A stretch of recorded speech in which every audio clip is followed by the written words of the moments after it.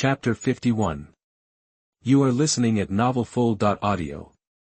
Boss, look at the wild shape, the tough engine, and the vicissitudes of war damage. Lan Guanghong rubbed the paint-chipped part of the motorcycle and bargained with the owner of the motorcycle dealership. It's simply the ultimate dream of men. Give me more. The owner of the motorcycle dealership felt that what Lan Guanghong said made some sense, so he finally reached a deal at a price that both parties were satisfied with. Very good, I have the living expenses for this week. Lan Guanghong counted the money and returned to his hut with satisfaction. Next door, the reunited Izumi family was crying painfully and telling about their longing for each other. He thought it would be better not to disturb them now. Those questions, let's wait until tomorrow. You seem to enjoy this kind of life. Faria floated in the air in a prone position, holding her chin with both hands and facing Lan Guanghong, who was lying down. Is it really so interesting? Well, after all, I am invincible in this world. Lan Guanghong thought about it and felt that here, probably only the fat man and the little boy could hurt him, but if he really came, he would not be afraid. At most, he would get some sun and then something incredible would happen. Since there is no opponent, it would be nice to enjoy the process of unraveling the truth like a detective, wouldn't it? Oh, what if the clues are stuck and the truth cannot be found? Then I will go to dismantle Gorgum and kill the Creator King here by the way, and it will be over once and for all. It really suits your style. Hee, there is no way, who made me so strong? Speaking of which. Lan Guanghong suddenly reached out and inserted into Feidian's illusory body and touched it twice. You have no other means of materialization, can only rely on the diamond's belt. No, it is said that the sin mark is placed on you, and I can use it to materialize, but the Emperor's stone is not compatible. Alas, it seems that I have to find a way to fix it as soon as possible. Lan Guanghong reluctantly withdrew his hand, pulled up the quilt and covered his head. Sleep. That his sleep quality has always been good, and he soon fell asleep, but some people can't sleep. Burkinia, who has regained his human form, walked sadly on the street with a bloody arm bitten, seriously injured. The saber that he relied on was also lost. Thinking of Tang Bo's cold-blooded character, he didn't know if he would be abandoned. Damn, even if only the saber was there. Saber, huh? He suddenly fell on the glass of a second-hand specialty store on the street, and the bloodshot in his wide eyes was clearly visible. Inside the glass, a familiar red sword was displayed. The sign below read, a broken toy sword, price, 5,110 yen. Chapter 75. The truth about the weirdo. The next day, Lan Guanghong was awakened by Xiaokuei's knock on the door. The girl's face was covered with mottled tears, but she tried to show him a big smile. Dad and Mom left. Lan Guanghong. But before they left something. Oh, that's more like it. After letting Xiaokuei into the house, she piled a large stack of documents and photos on the coffee table. These are the origins of the monsters. Lan Guanghong responded, then sat cross-legged and checked these documents. The contents inside were shocking. The creatures that have existed on the earth for 5 million years are older than humans.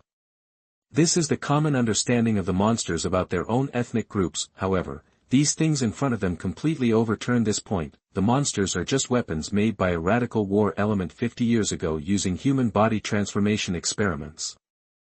And the so-called Creation King, the god of the monsters, is actually just the first monster born by chance under the dual influence of the solar eclipse and the locust plague. The Creation King has no self-awareness. The meaning of its existence is to provide essence. This essence itself can be used to make monsters, and after the essence is mixed with fresh human flesh, it becomes a burning paradise that makes the monsters unable to stop. Paradise is highly addictive to monsters, but it is not toxic. Instead, it can keep monsters' cells active, not aging, or be used as a magic medicine to bring back their lives. However, its formula contains fresh, human flesh. Lan Guanghong was furious. 50 years. How many people have been turned into the so-called paradise in these 50 years? Unforgivable. He punched the ground with a punch. His face was extremely angry. Tanghua, the Gorgum party, unforgivable. Brother Guanghong. Xiaokuei took out another black film. this is the video of the birth of the King of Creation. I want to publish it so that everyone in the world knows the evil deeds of this group of people. Lan Guanghong looked at Xiaokuei, her face full of determination. Are you sure you want to do this? You have to understand that if you really make it public, there will be no place for you in the human world. If you do it, the worst that can happen is that I will always be with weirdos. Xiaokuei looked directly at Lan Guanghong and said her famous saying again, the weight of human and weirdo life, on this earth, is not a gram different. Lan Guanghong suddenly chuckled. What's so funny? Nothing, but now I understand why someone wants your life. Took the film from Xiaokuei and weighed it. I think you definitely don't have a device at home that can play this. Indeed, this is too old. Then, let's go to the second-hand shop first. Lan Guanghong picked up the helmet by the door and handed it to her. Put it on, let's go. Xiaokuei took the helmet and put it on obediently, and then asked in confusion, Brother Guanghong, why don't you wear it? Because it's useless, my head is harder than the pancakes of a sumami, let alone the helmet. Xiaokuei. You mean there is a shop called a sumami, and his pancakes are harder than helmets? Can they still be eaten? Office of the Prime Minister, the current Prime Minister, Shinichi Doba, scooped up the sauce elegantly and sprinkled it evenly on the fried pork cutlet. After scooping 2 spoonfuls, he put down the spoon, poured the whole bowl of sauce into it, and squeezed some mayonnaise. Take a piece and taste it. It tastes right. As an old man who has entered old age and has half a foot in the coffin, his functions have deteriorated severely. Only this kind of oily and strong food can make him taste the happiness he once had. Sometimes, he really envied the weirdos, who could stay young forever by eating heaven. However, he didn't want to be one of the weirdos, because it was too smelly. Birakinia. The swordsman who had been standing aside for a long time hurried to him and bowed his head and said, I'm here. I heard that you caught 2 human wanted criminals, but failed. I'm very sorry. Black Sun and Shadow Moon both appeared at that time, and I could only. I don't want to hear the reason.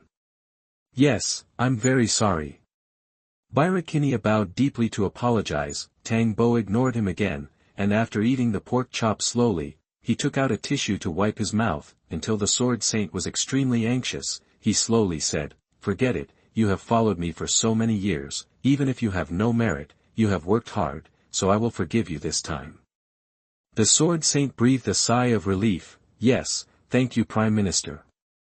Well, and the materials of heaven should be replenished again. The Sword Saint understood and immediately said sincerely, I understand, I will send the materials to Gorgum tonight. Well. Tang Bo waved his hand, and Birakinia received the order and walked out of the office backwards. Damn, I have fallen to the point of grabbing the raw materials of heaven like a soldier.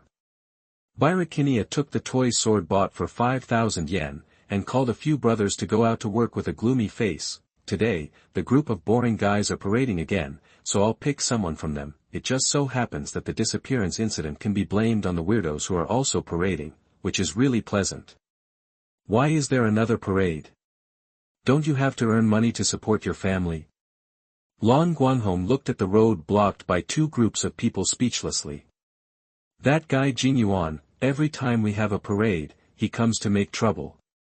Xiaokuei held the newly bought film player and looked angrily at the leader of the human camp.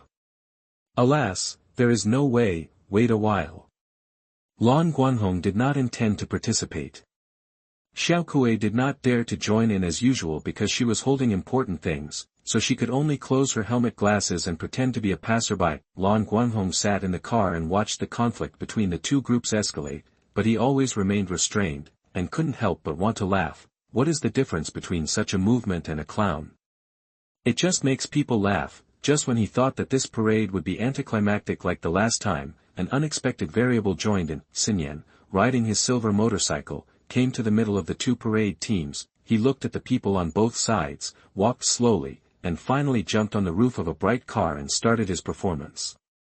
I'm a weirdo, just like you. So, we should be even angrier.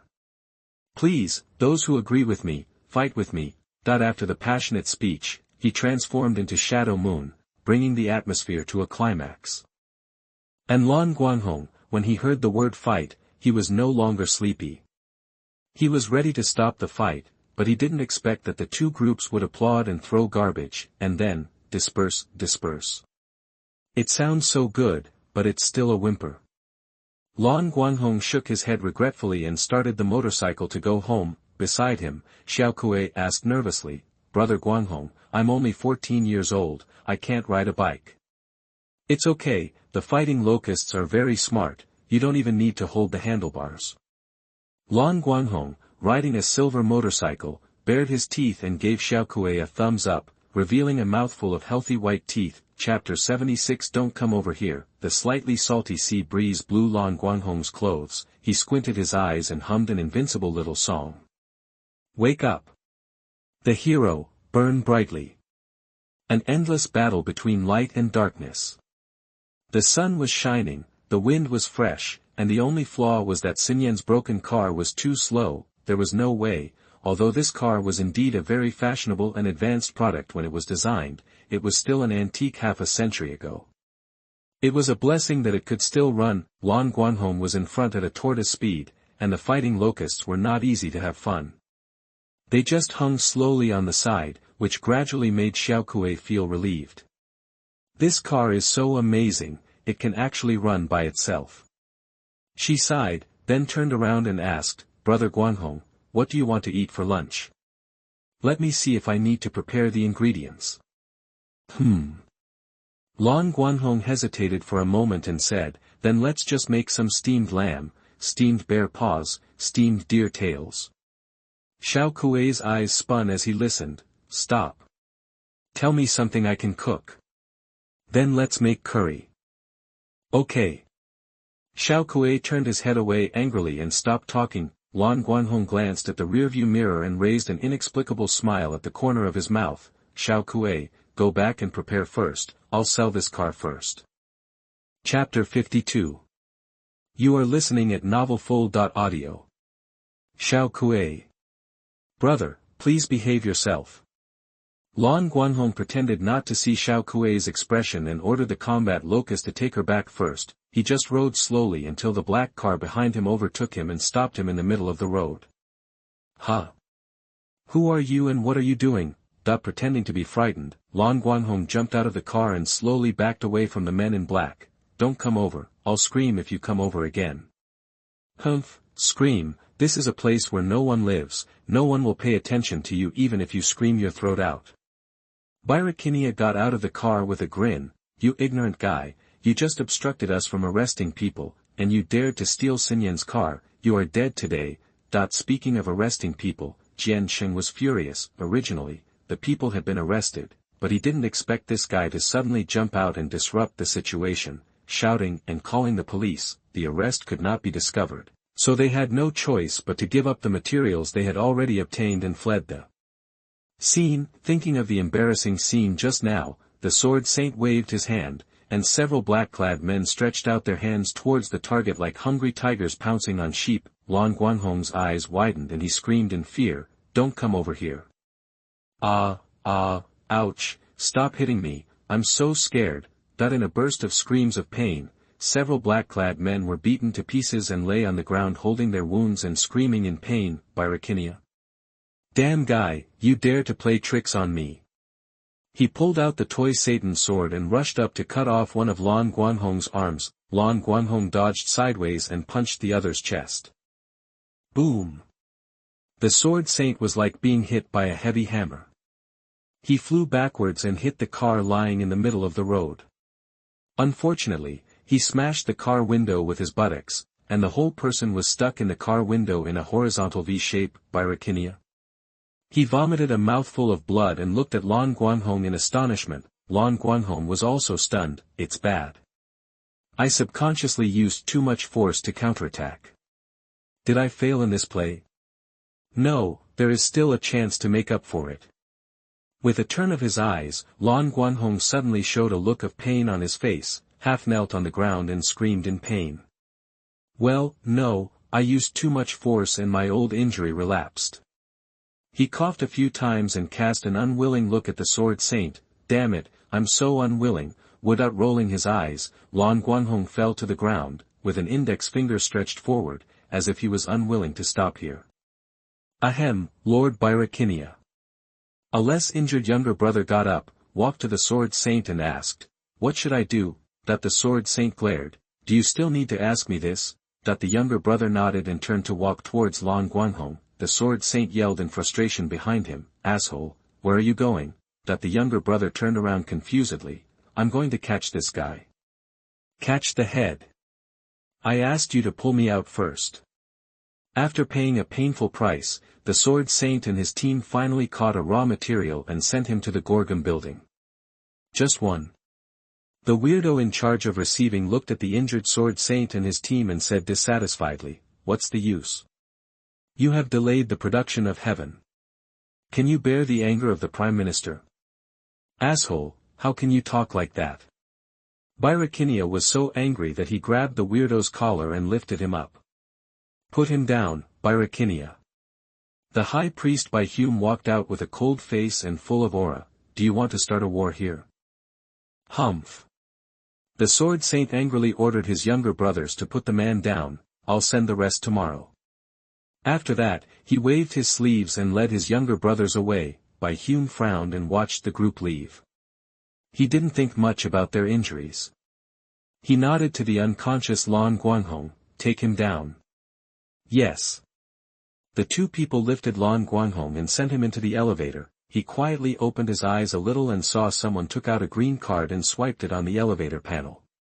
Then the elevator automatically ran all the way down and took him to a floor that did not exist on the button. Underground prison. Closing his eyes again, he felt that the two people passed several door cards again, and finally, a whine came to his ears. "Let me go, I really didn't kill anyone.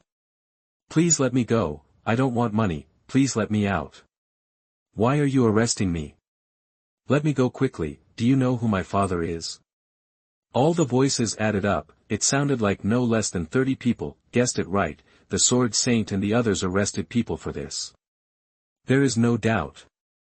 This is Gorgum's secret prison, and what is locked up here is the raw materials for making heaven.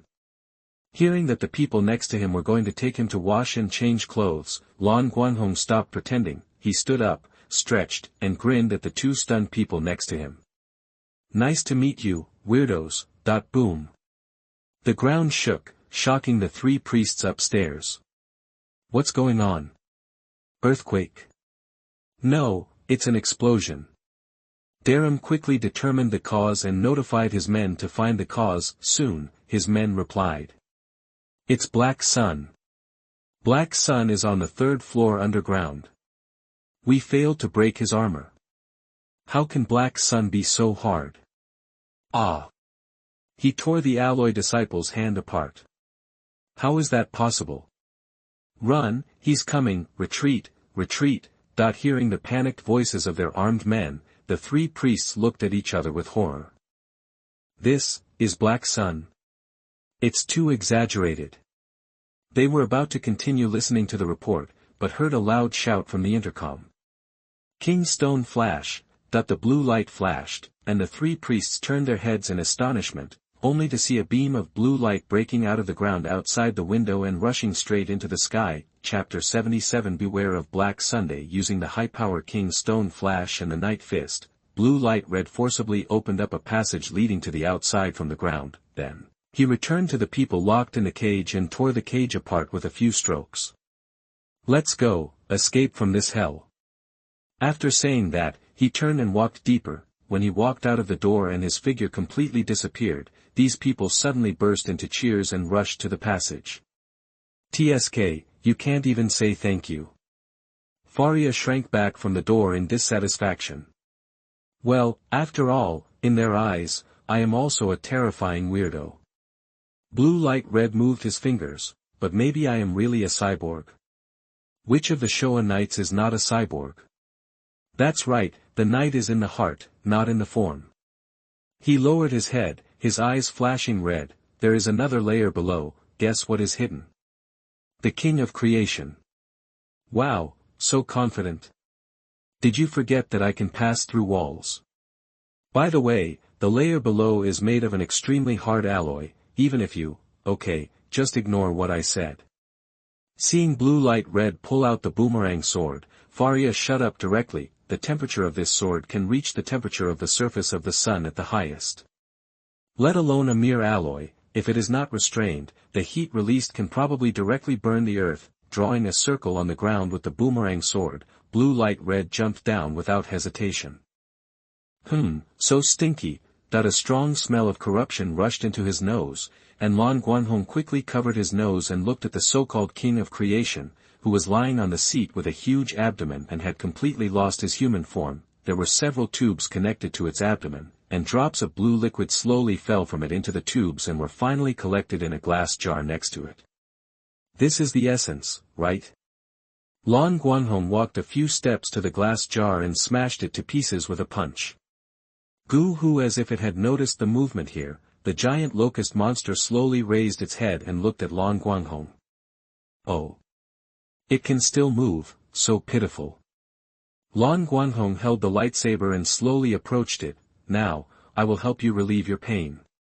Gu, the King of Creation, no longer had self-awareness, but his subconscious made it aware of the danger of Lan Guanghong, and raised his hand to release an invisible telekinetic wave towards him. There was a slight feeling of being restrained on his body, but Lan Guanghong didn't care and continued to approach at his own pace. The distance was very close, so close that the King of Creation could catch him with just a raise of his hand.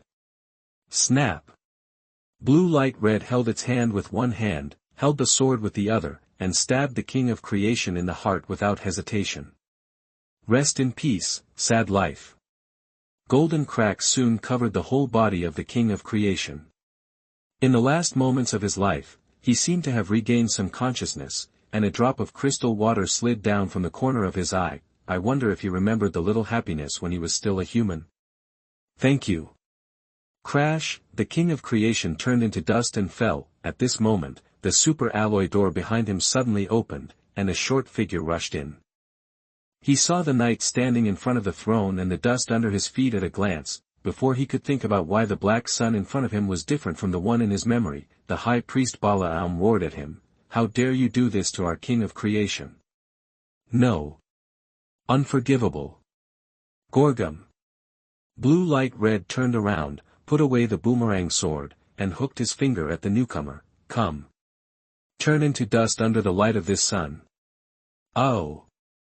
Balaam roared furiously, and after a burst of steam, he turned into a saber-toothed tiger monster and rushed towards Blue Light Red. However, the next second, he flew back at a faster speed, hit the wall hard and fell down in a mess. At this moment, the two long fangs in his mouth were kicked off, and half of his face was shattered, bleeding.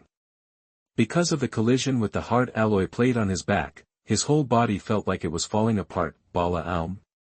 He was kicked half to death, so he didn't care about revenge for the king. He used all his limbs to crawl out of the door and closed the door. Ha, can you run away? Lan Guanghong spread his arms, ignited the red energy of the Emperor's Stone in his left hand, and ignited the golden energy of the sun in his right hand. At this moment, a picture suddenly appeared in his mind, just like the sense of déjà vu when he first met Karasaki. You can try. He took a deep breath and murmured, Hell Heaven. Chapter 53. You are listening at NovelFull.audio. Jem Gur Gone. While chanting a strange language, he slowly closed his hands. The power of both hands merged with each other, and a violent vortex of energy suddenly erupted. That's it now. Blue Red shouted, Vita, that the energy vortex burst out, tearing apart the hard alloy wall with great force. The powerful force caused the blue-red body to be unconsciously pulled forward. No, if this continues, it will spread to the surrounding areas.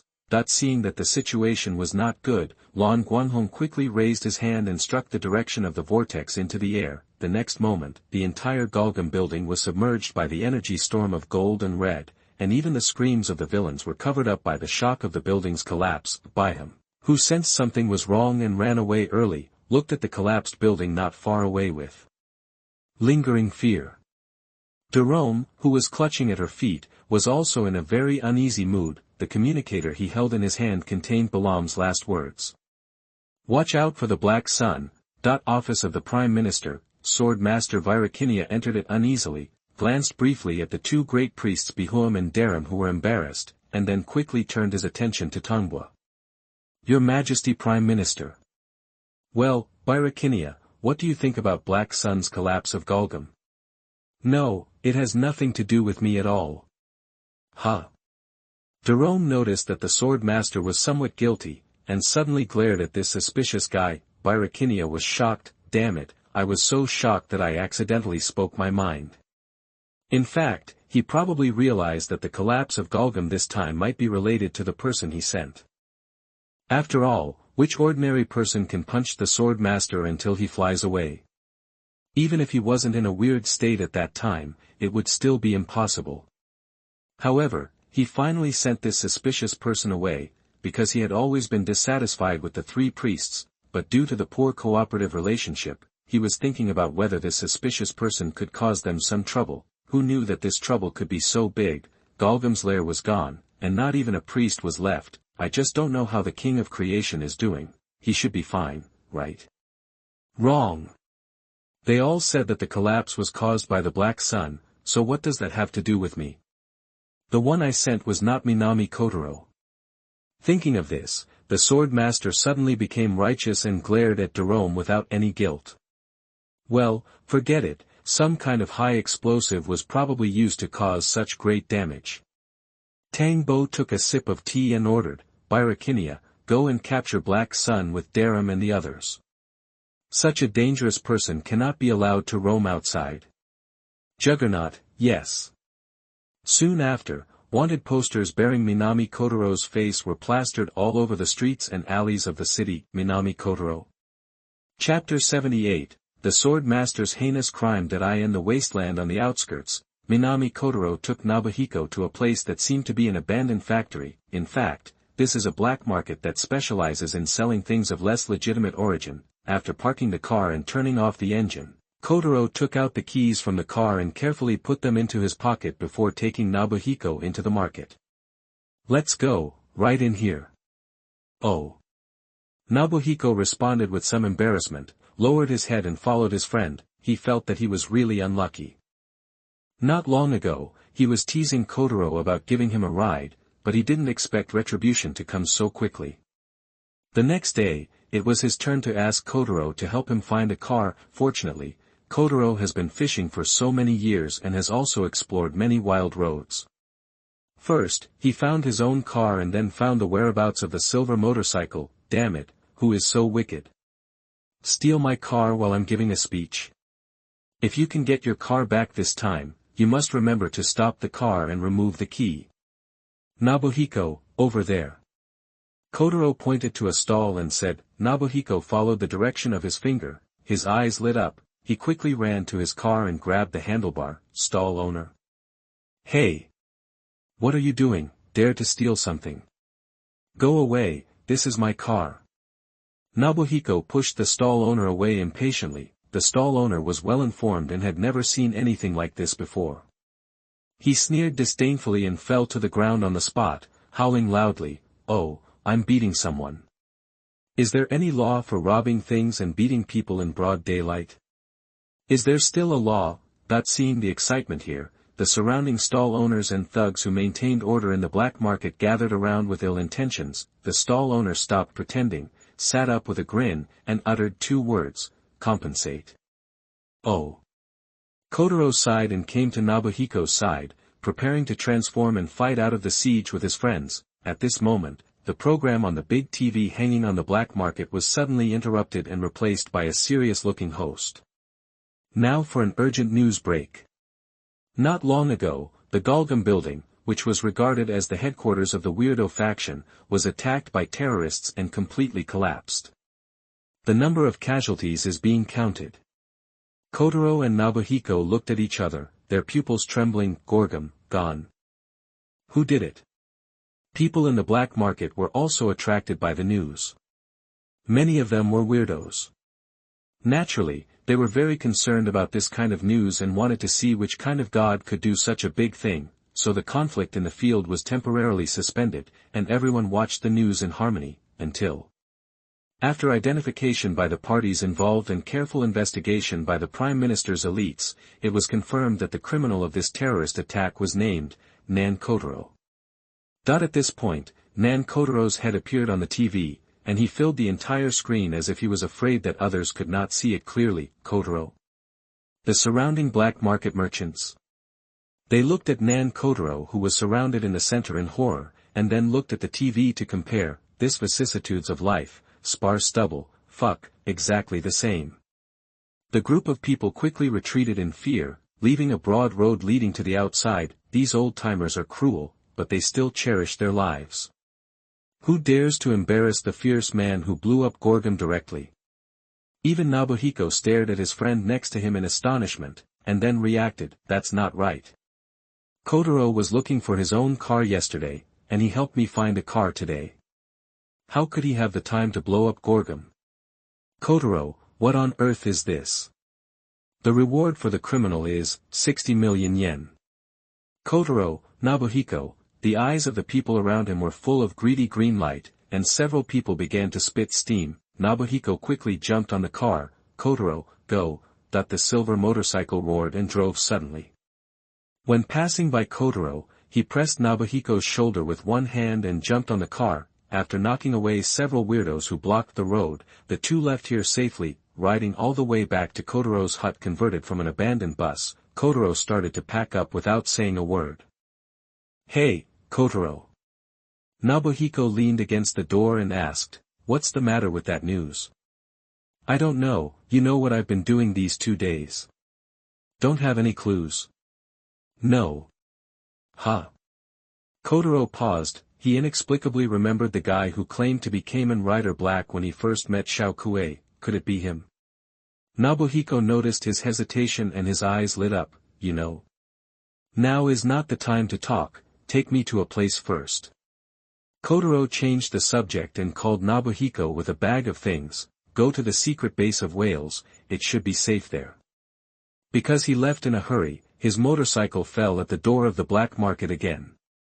He didn't know if he would have a chance to find it back in the future. Nobuhiko had no choice but to take him all the way to the beach. How dare you show up in front of me, Kotaro? Whale glared at Kotaro with a pair of dead fish eyes and shouted at Kotaro, do you hate us so much? You pretended to be dead for so long, just to use such a heartless method to send us all to heaven. It wasn't me. Kotaro explained, someone is framing me. Framed? Ha ha ha. Whale laughed wildly as if he had heard the funniest joke, and suddenly roared after a while, use the entire Gorgum and Baraum's life to frame you? Black Sun. It really wasn't him. Nobuhiko frowned and came to testify for him. We have been together for the past 2 days, and he didn't even enter the city. Whale. As a partner who once fought for the equal rights of monsters together, Whale knew both of them very well. If it is said that Kotaro has been hiding his identity for so long and his personality has changed, it is possible, but Nobuhiko has never changed. He never disdains to lie, so, it was really not Kotaro who blew up Gorgum. I might know who it is. Kotaro thought of the boy who impressed him deeply. There was no way. He lost a mouthful of teeth and was killed instantly in the first battle. This impression was too deep. Just when he wanted to say something about blue light red, a fluttering sound approached the cave entrance, and then another former partner came here. Bat. Kotaro, and Nobuhiko, it's great that you are all here. Bat turned back into human form and raised the hard drive in his hand. I just dug out some good stuff from the ruins, you must see it. 3 people in the cave. Not long after, 4 big men gathered around a small tablet and watched a movie. This was the surveillance video of the entire building, including the underground steps. It not only contained footage from various cameras, but also footage from the soldiers' tactical helmets, so, they saw the complete story of the Gorgum tragedy. Henshin, that the Black Kamen Rider appeared and killed everyone. King Stone Flash, that the Flash broke through the soil and created a passage to the outside. Then he stabbed the King of Creation to death with a sword, and kicked Baraom to death with a kick. Finally.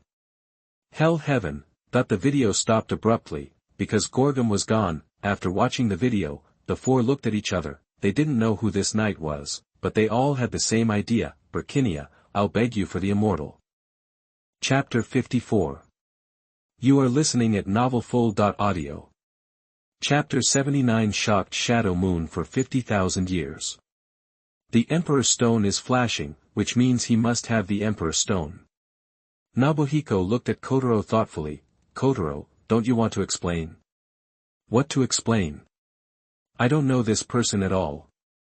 But in every sense, you are very similar. Whale pointed at the dark figure on the screen and said, look, it's exactly Black Sun. Bat pondered for a while, and suddenly a flash of inspiration came to him, and he said happily, I know. Everyone cast doubtful eyes on him. Bat smiled triumphantly, pointed at Kotaro and said, there is only one truth, this person is your son, right? Hearing this, Kotaro's depressed face showed a rich expression change for the first time. God damn my son. If I could have such a son, would I have to live in hiding? I would have killed those traitors and the king of creation long ago. Kotaro disdained to explain, but when he saw Whale and Nobuhiko looking at him with suspicious eyes, he couldn't help it. Forget it, who is he? Go ask him yourself. Kotaro took a piece of paper and wrote down the address of Xiaokuei's house, and handed it to Nobuhiko. He should be here or nearby. It's not convenient for me to show up. Any one of you can go and find him. Originally, Kotaro didn't want to say it because it would expose Xiaokuei wearing the Emperor's Stone, but now even the Creation King is gone, and there's no point in robbing the Emperor's Stone. The path of the weirdo has been cut off from the source. I'll go. Nobuhiko took the initiative to pick up the address, glanced at it and was about to go out. Whale shouted from behind, hey, Nobuhiko. Nobuhiko turned around and saw Whale chasing out with a bottle in his hand. This is the essence I obtained after refining it with the essence. The effect is better than heaven and can save lives at critical moments.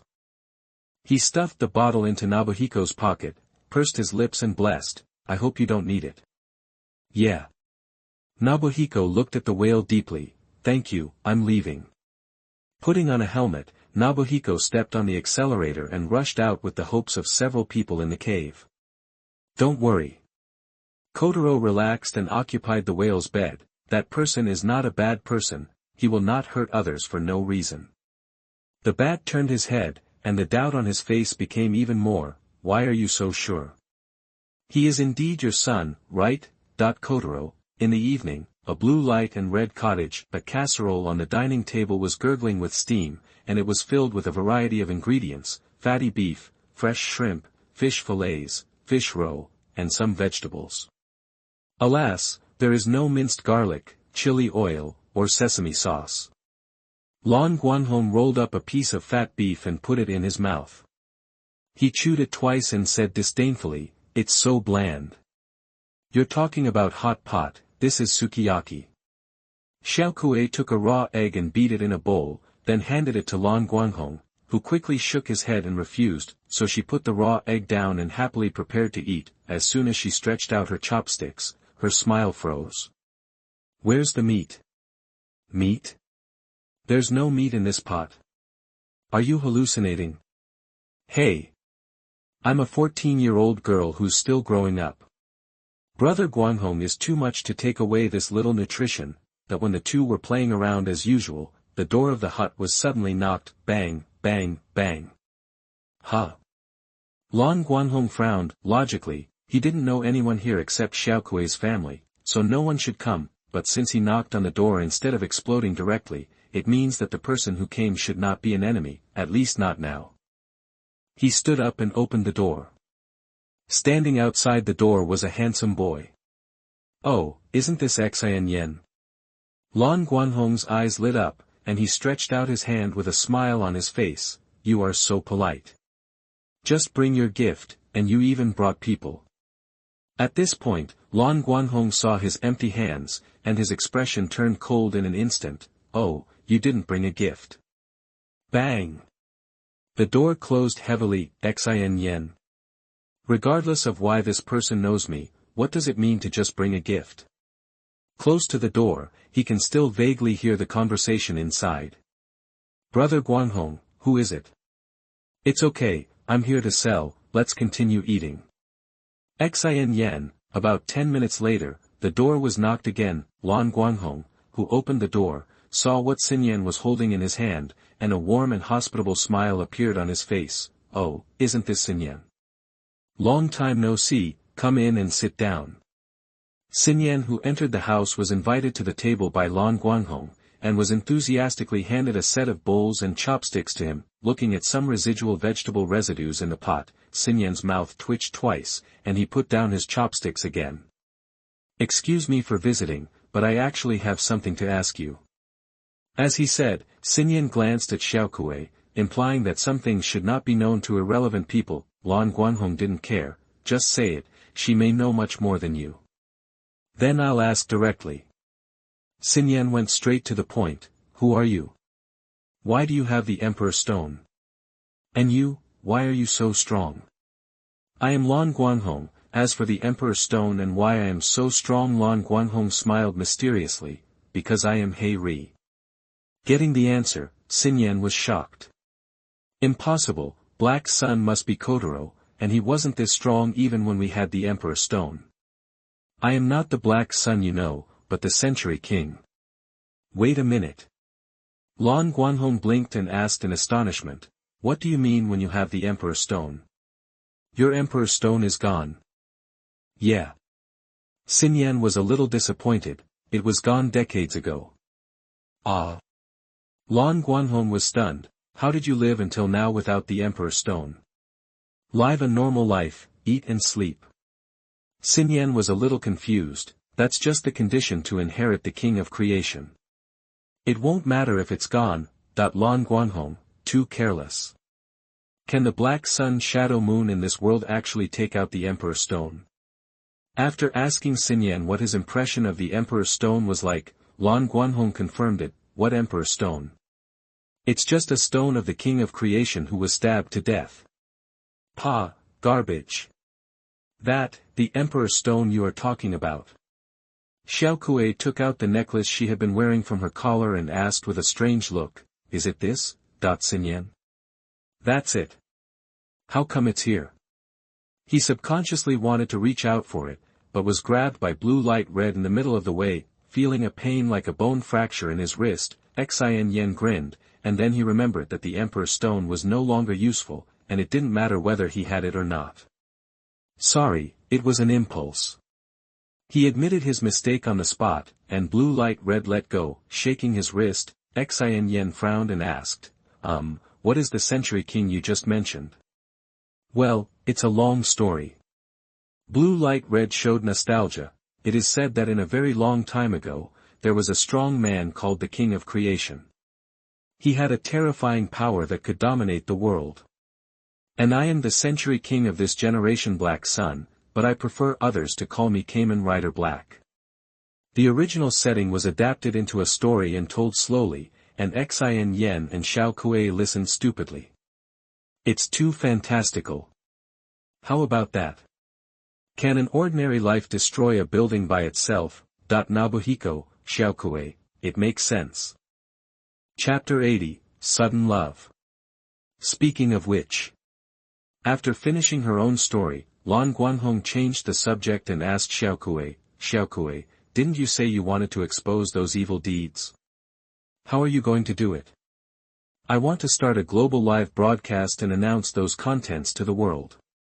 Xiaokuei clenched her fists. "The culprit of all this is the current Prime Minister's grandfather, Dawaji Nosuk. I absolutely cannot forgive such a scum." "Very good, do it boldly, I support you." Lan Guanghong gave her a thumbs up. "Start the live broadcast now." "Huh? How can it be that simple?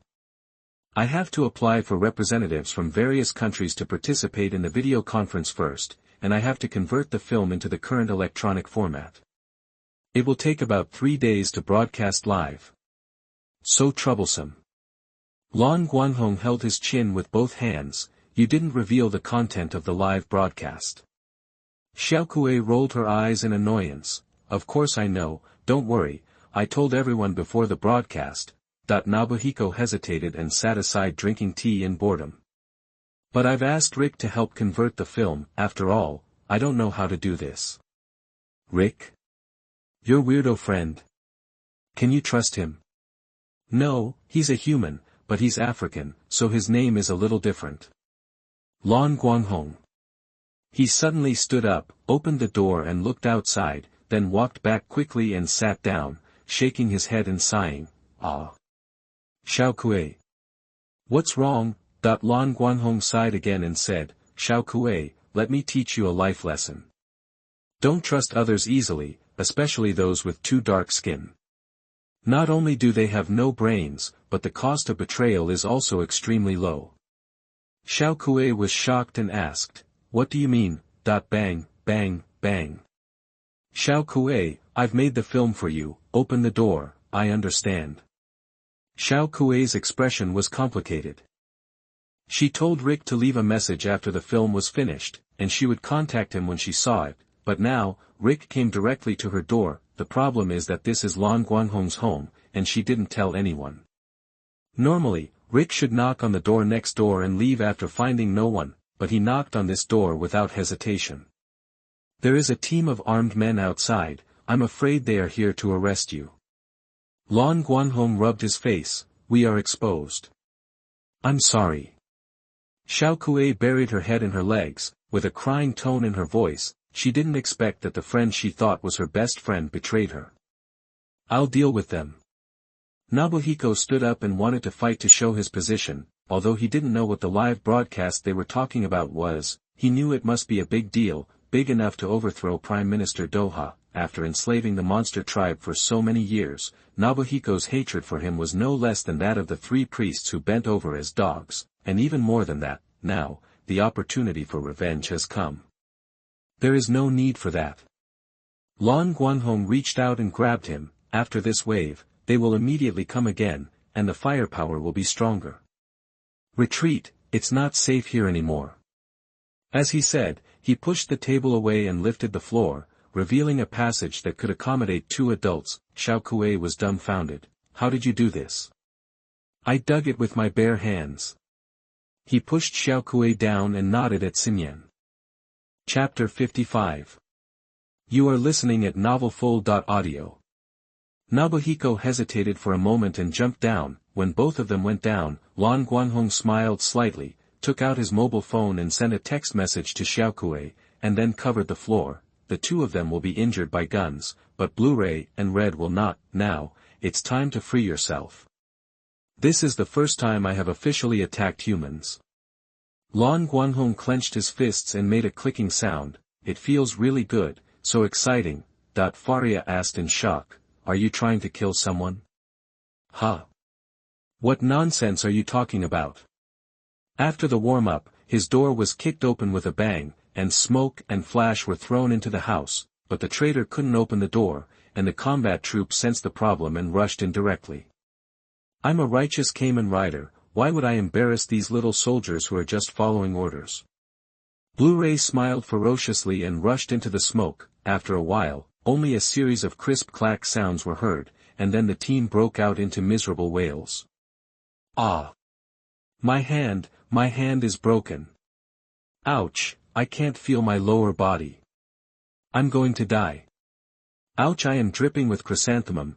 Soon after, the smoke and dust dissipated, and the blue light and red clapped their hands elegantly. Behind them were a group of soldiers lying on the ground, unable to get up, and could only moan helplessly. The scene was horrifying to watch. "Look, these people are pointing guns at me, and I'm kind enough to help straighten my muscles and bones." Lan Guanghong turned around, looked at these poor people, put her hands on her hips and sighed, "Really, no one is more caring than me." The night. Faria didn't feel his love, she just felt that he was becoming less and less human. "Then, are you going to find Xiao Kuei and the others now?" "There's no rush." Lan Guanghong brought out a small mazar and sat at the door with a big sword. "I'm still a little itchy, I'll treat a few more batches." "Faria. Aren't you worried that Nobuhiko will take Xiao Kuei away?" "Don't worry." He grinned, "No matter how you look at it, Nobuhiko has no reason to be hostile to me, unless he is crazy. By the way, Faria, do me a favor." "What?" "Help me find that black guy, he should still be nearby." "Okay." Faria spread her wings and floated into the air. Then, Lan Guanghong stood up and faced the second group of soldiers who appeared at the intersection.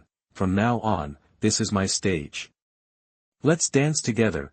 That it was getting late, and Xiaokui was squatting on the roadside where she met Lan Guanghong for the first time, feeling a little depressed. Nobuhiko had no experience comforting little girls, so he could only squat with her stupidly. After waiting for a while, when the first star lit up in the sky, Nobuhiko's ears moved slightly and he said, "He's here." Xiaokui raised her head suddenly, lying on the road pole and looking into the distance. Sure enough, not far away, Lan Guanghong was riding towards here on a silver motorcycle, with fighting locusts following behind him. "Don't worry, I'm fine." He got off the car and touched Xiaokui's head, and complained to Nobuhiko, "It's too slow, Nobuhiko. You're running like a turtle crawling. Do you deserve to be called a motorcycle? Nobuhiko. This is my big baby. I won't even let Kotaro ride it. You can say I can't do it, but you can't say it can't do it. Hey, you're not convinced, are you?" Lan Guanghong clapped his hands. "Come on, fight Locust, give him a whole life, let him see what a motorcycle is." Buzz. The battle locust's eyes lit up with red light, and 4 flames were suddenly sprayed out from the nozzle on its tail. It disappeared from everyone's eyes almost instantly, leaving only a charred rep burning with flames. Nobuhiko and Xiaokui's eyes widened. "Nobuhiko, I have never seen such a cute and ferocious motorcycle at the same time." "Xiaokui, I'm a turtle. Is this what I usually ride?" "Wait." Nobuhiko suddenly pointed in the direction where the fighting locusts were going. "I think I heard a scream. Oh, maybe the little black brain tied to it has been shaken evenly." Lan Guanghong crossed his arms and looked indifferent. Chapter 81 Sword Master, Danger. Soon after, the fighting locusts came flying from the other side. They stopped suddenly when they approached the 3 people on the roadside, and at the same time burned the rope that tied Xiao Hei. Under the influence of inertia, Xiao Hei took off directly, screaming and flying towards the 3 people. Lan Guanghong grabbed it and threw it in front of Xiaokui. "Leave it to you." Xiaokui looked at Xiao Hei, who was lying on the ground retching with a complex expression, and asked sadly, "Lick, why? Aren't we best friends?" "Xiaokui, I'm sorry." Xiao Hei looked horrified, lying on the ground with all his body prostrated. "They said they would make me a weirdo, and they also promised that they would always provide heaven." "Ridiculous. Are you betraying me just because of this?" "No, it's not a betrayal. They said they won't hurt you, as long as the original film is destroyed." "Exactly." Lan Guanghong sneered and interrupted him, "Are you fooling fools? If you don't take the initiative to hand over the video, how will those people know about this? Also, destroying the original film requires sending a team of heavily armed soldiers to deal with a 14-year-old girl." He looked at Xiao Hei with contempt. "It's so dirty." After the lie was exposed, Xiao Hei was speechless. He just cried and lay down in front of Xiaokui, repeating words like "spare me." Xiaokui looked at him with a tangled expression for a long time, then gritted her teeth and turned her head. "Let's go." "Ah. Are you willing to forgive me?" Xiao Hei raised his head in surprise. She turned her back and said coldly, "I will never forgive you, but I will not use my own will to control other people's lives. Disappear, you are no longer my friend from now on, I don't want to see you again." "Yes, yes. I promise I will never appear in front of you." Xiao Hei, who was saved, could not care about the friendship in the past. He just wanted to escape for his life and stay away from the demon next to him who defeated the tactical team with his bare hands. After squinting and carefully confirming that Lan Guanghong was not moving, Xiao Hei immediately ran away. From a distance, he could be heard making strange screams such as "aha, aha." Ugly human beings. Nobuhiko shook his head in disdain. "Hey, don't fire the map cannon, Xiaokui and I are human beings." Lan Guanghong took out a rag and wiped the fighting locusts, complaining, "By the way, Nobuhiko, you are also a human being, you should know that you are transforming human beings." "No, I'm a weirdo." Nobuhiko retorted firmly. Seeing his resolute attitude, Lan Guanghong shrugged and stopped talking. After wiping the car, he turned over and got on it. "Come on, it's time to leave." Nobuhiko asked smoothly, "Where are you going?" "You still need to ask." "We have nowhere to go now, of course we have to go to your place." Nobuhiko. Office of the Prime Minister. Tangbo looked at the report blankly, and couldn't help but ask for a while, "Tell me, do I look like I have Alzheimer's disease?" A sweaty official below hurriedly came out to flatter him. "The Prime Minister lives longer than Nanshan, is stronger when he gets older, and is more energetic than the rare president. How can he suffer from Alzheimer's disease? Then how dare you fool me with such funny things?" Tangbo angrily smashed the report into a ball and threw it at the official's face. "I sent you the tactical team that I finally formed in secret, and now you tell me I almost wiped out the entire army just to catch a little girl. You were killed by a group of people. How dare you write such a thing? Prime Minister, this is all true." The official almost cried, "Those warriors recorded the battle video, and I wrote it truthfully." "Then go get the video and call Jerome and the others." Tangbo waved the officials away. Soon after, Jerome and Bihum followed the official to the office. "See if you recognize him. Is he a weirdo?" Tanwa ordered. "Yes." The two priests bowed their heads and accepted the order. As soon as the video started playing, Bihum noticed something. "I know this person. He is the material sent by Birakinia." "Oh. So, he's a human?" "Yes, it has to go through multiple scans and tests on the way to the dungeon. It is impossible for weirdos to sneak in." "But..." Bihum looked at what happened in the video and was puzzled. Why can humans be so strong? Look at this person in the video. He rushed into the tactical team like a tiger entering a sheep pen.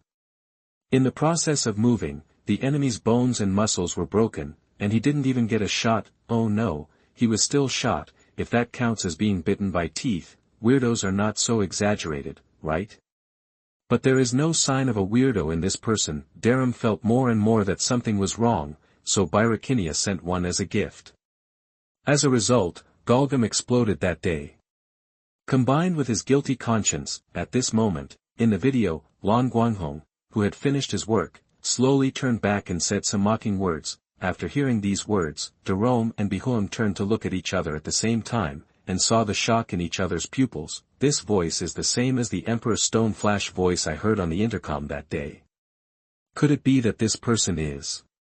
Jerome's eyes widened in disbelief. "Black Sun. You think this is Kotaro Minami?" Tanwa put on his reading glasses, looked at the blue and red light in the video carefully, and said dissatisfied, "Jerome, do you also think I look like Alzheimer's? Even Kotaro Minami can't recognize it." "No, this person is not Kotaro, but Kurori." The clues were connected. Jerome's eyes lit up, and he felt that he had discovered the truth. Yes, this makes sense. This person is also a Kurohi, and he is a Kurohi who is stronger than Minami Kotaro, no, than all the weirdos. He put his face close to the TV, as if he wanted to imprint the blue light and red appearance in his mind. In fact, both priests knew that Gorgum was destroyed that day not because of any high explosives, but because it was demolished by a terrifying strong man. It was just because of the shouts of the armed squad. The words Emperor Stone Flash and Baraomu's last words that they misjudged and thought it was Kotaro who had invaded underground, but now, the truth has emerged. This is the power that the Creation King should have. Looking at the blue light and red power, Bihum thought to himself, and his thoughts gradually spread. In the past, because weirdos were at a disadvantage, they had to compromise and choose to rely on humans for survival, but now that she saw Lan Guanghong's fighting power, she was moved. If such a strong man could lead them, then it would not seem impossible to overthrow the tyranny of mankind and restore the glory of weirdos. Bihum. Ah, yes, Prime Minister. Tanwa didn't know that Bihum was planning a backstab, and asked, "Are you sure that this person was brought to Golgamli by Birakinia?" "Yes, I'm sure." Bihum nodded with great certainty. "Yes." Tanwa closed his eyes as if to rest his mind. After a moment, he suddenly opened them and said in a cold voice, "Birakinia. Here." As soon as the sword master who was guarding the door dutifully opened the door and walked in, he saw a prime minister and 2 priests, with 6 evil eyes staring at him, Birakinia. Danger. Chapter 82 Kotaro's Hope. Damn it! Prime Minister, why don't you even believe me? That with a roar full of rage and helplessness, the glass on the upper floor of the Prime Minister's building was smashed with a bang.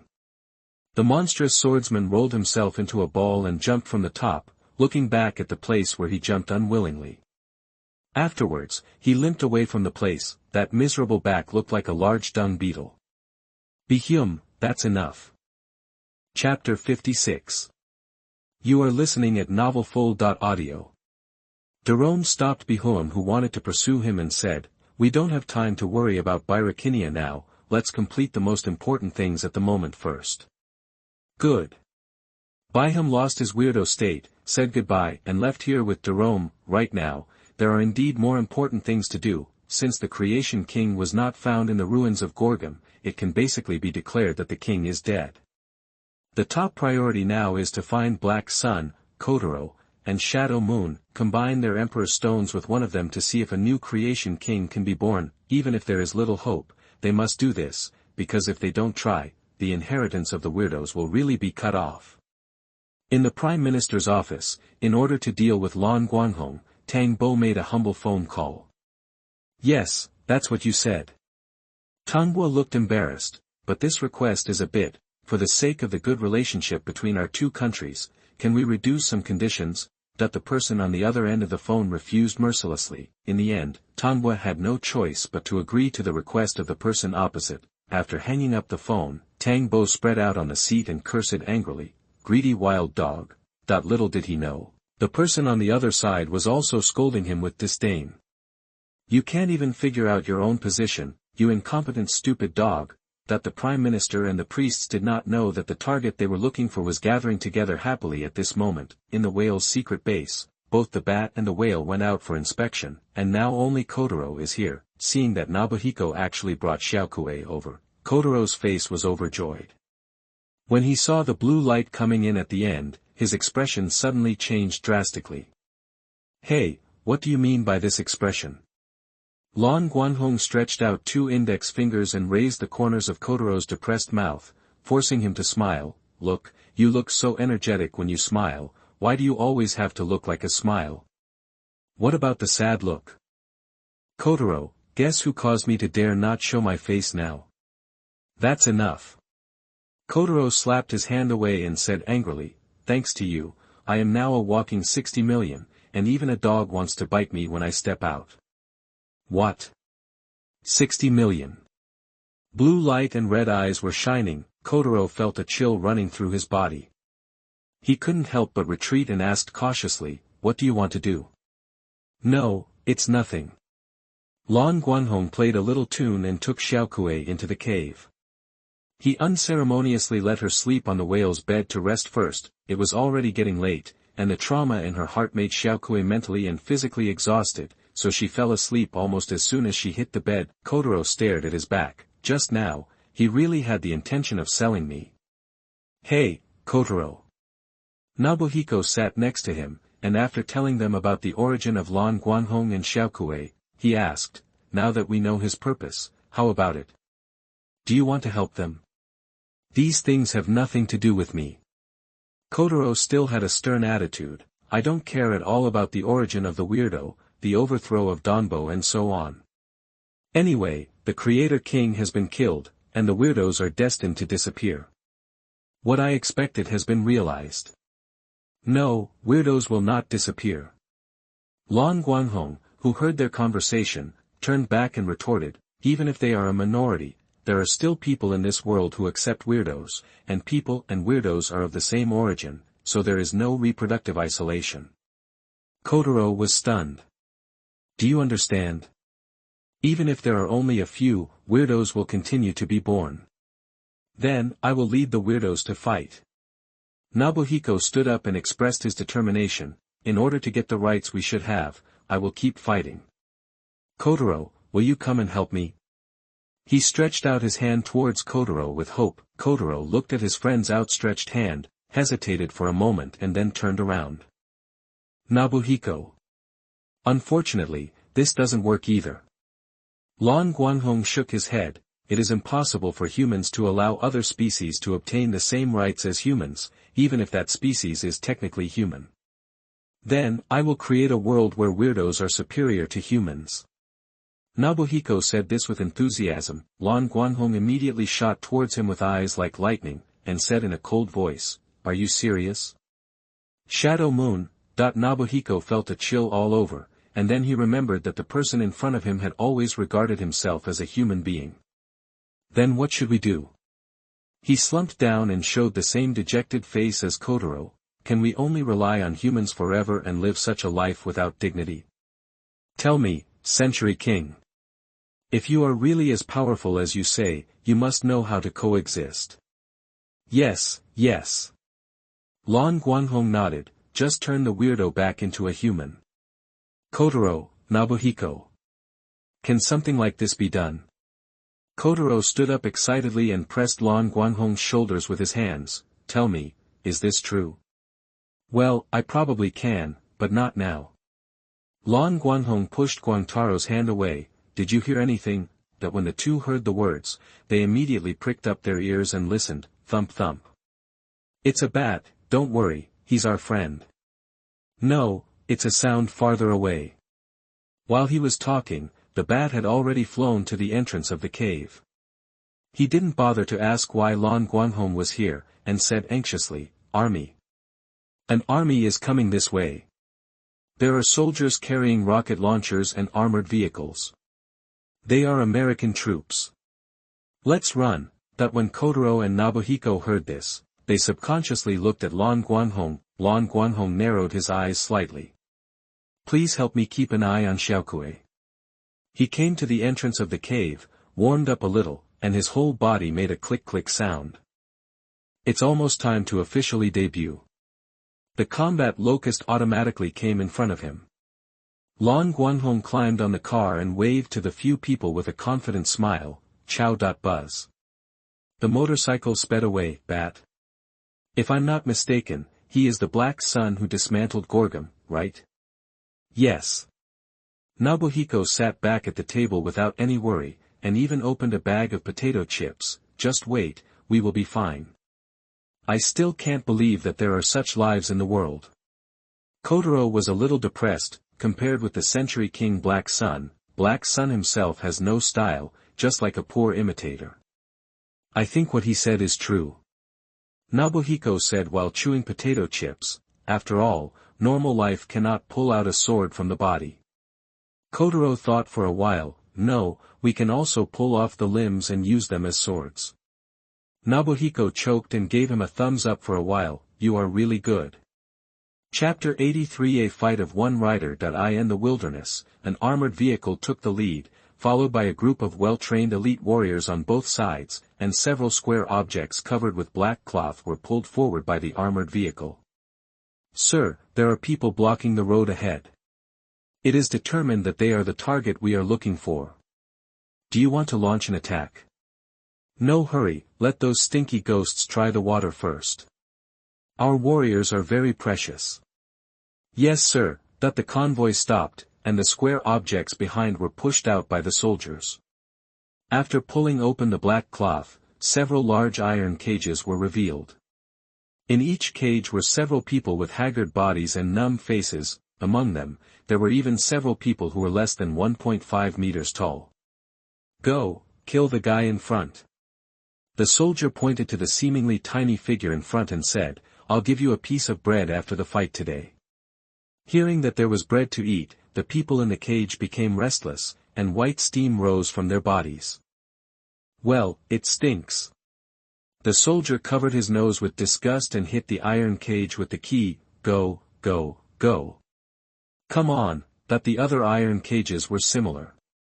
Soon, a group of weirdos with white smoke and running like wild beasts appeared in the wilderness. Seeing such a scene, Lan Guanghong, who was leaning on the fighting locust, couldn't help but get angry. These weirdos are not American people. Faria floated in the air and looked at those weirdos with surprised eyes. Are they sold as weapons? How cruel. Tanbua. Lan Guanghong clenched his fists and wanted to kill an ordinary human for the first time. Taking a deep breath, he temporarily suppressed his killing intent, clenched his fists, and summoned the Emperor's stone belt. "I will change the fate of the monsters," that with a determined light flashing in his eyes, he suddenly waved his hands. Henshin, that the scorching light was even brighter in the dark night, like a beacon, attracting the attention of all the monsters who attacked. The first one to come to Lan Guanghong was a rhino monster.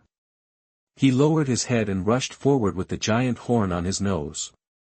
He didn't think about who the enemy was, and only wanted to eat bread once. For them who had been detained and abused for a long time, a piece of bread was no different from heaven. Resisting the urge to break the horn, Lan Guanghong raised his hand and hit his forehead with a head bang, knocking the rhino monster's eyes rolled up and he was about to faint on the spot. Lan Guanghong quickly reached out and grabbed the back of his neck, threw him back casually, and shouted, "Battle Locust." The Battle Locust rushed to catch the thrown rhino monster, and then quickly transported it to a relatively safe place behind. Next, Lan Guanghong did the same thing, cooperating with the Battle Locust to knock out the monsters and transport them away.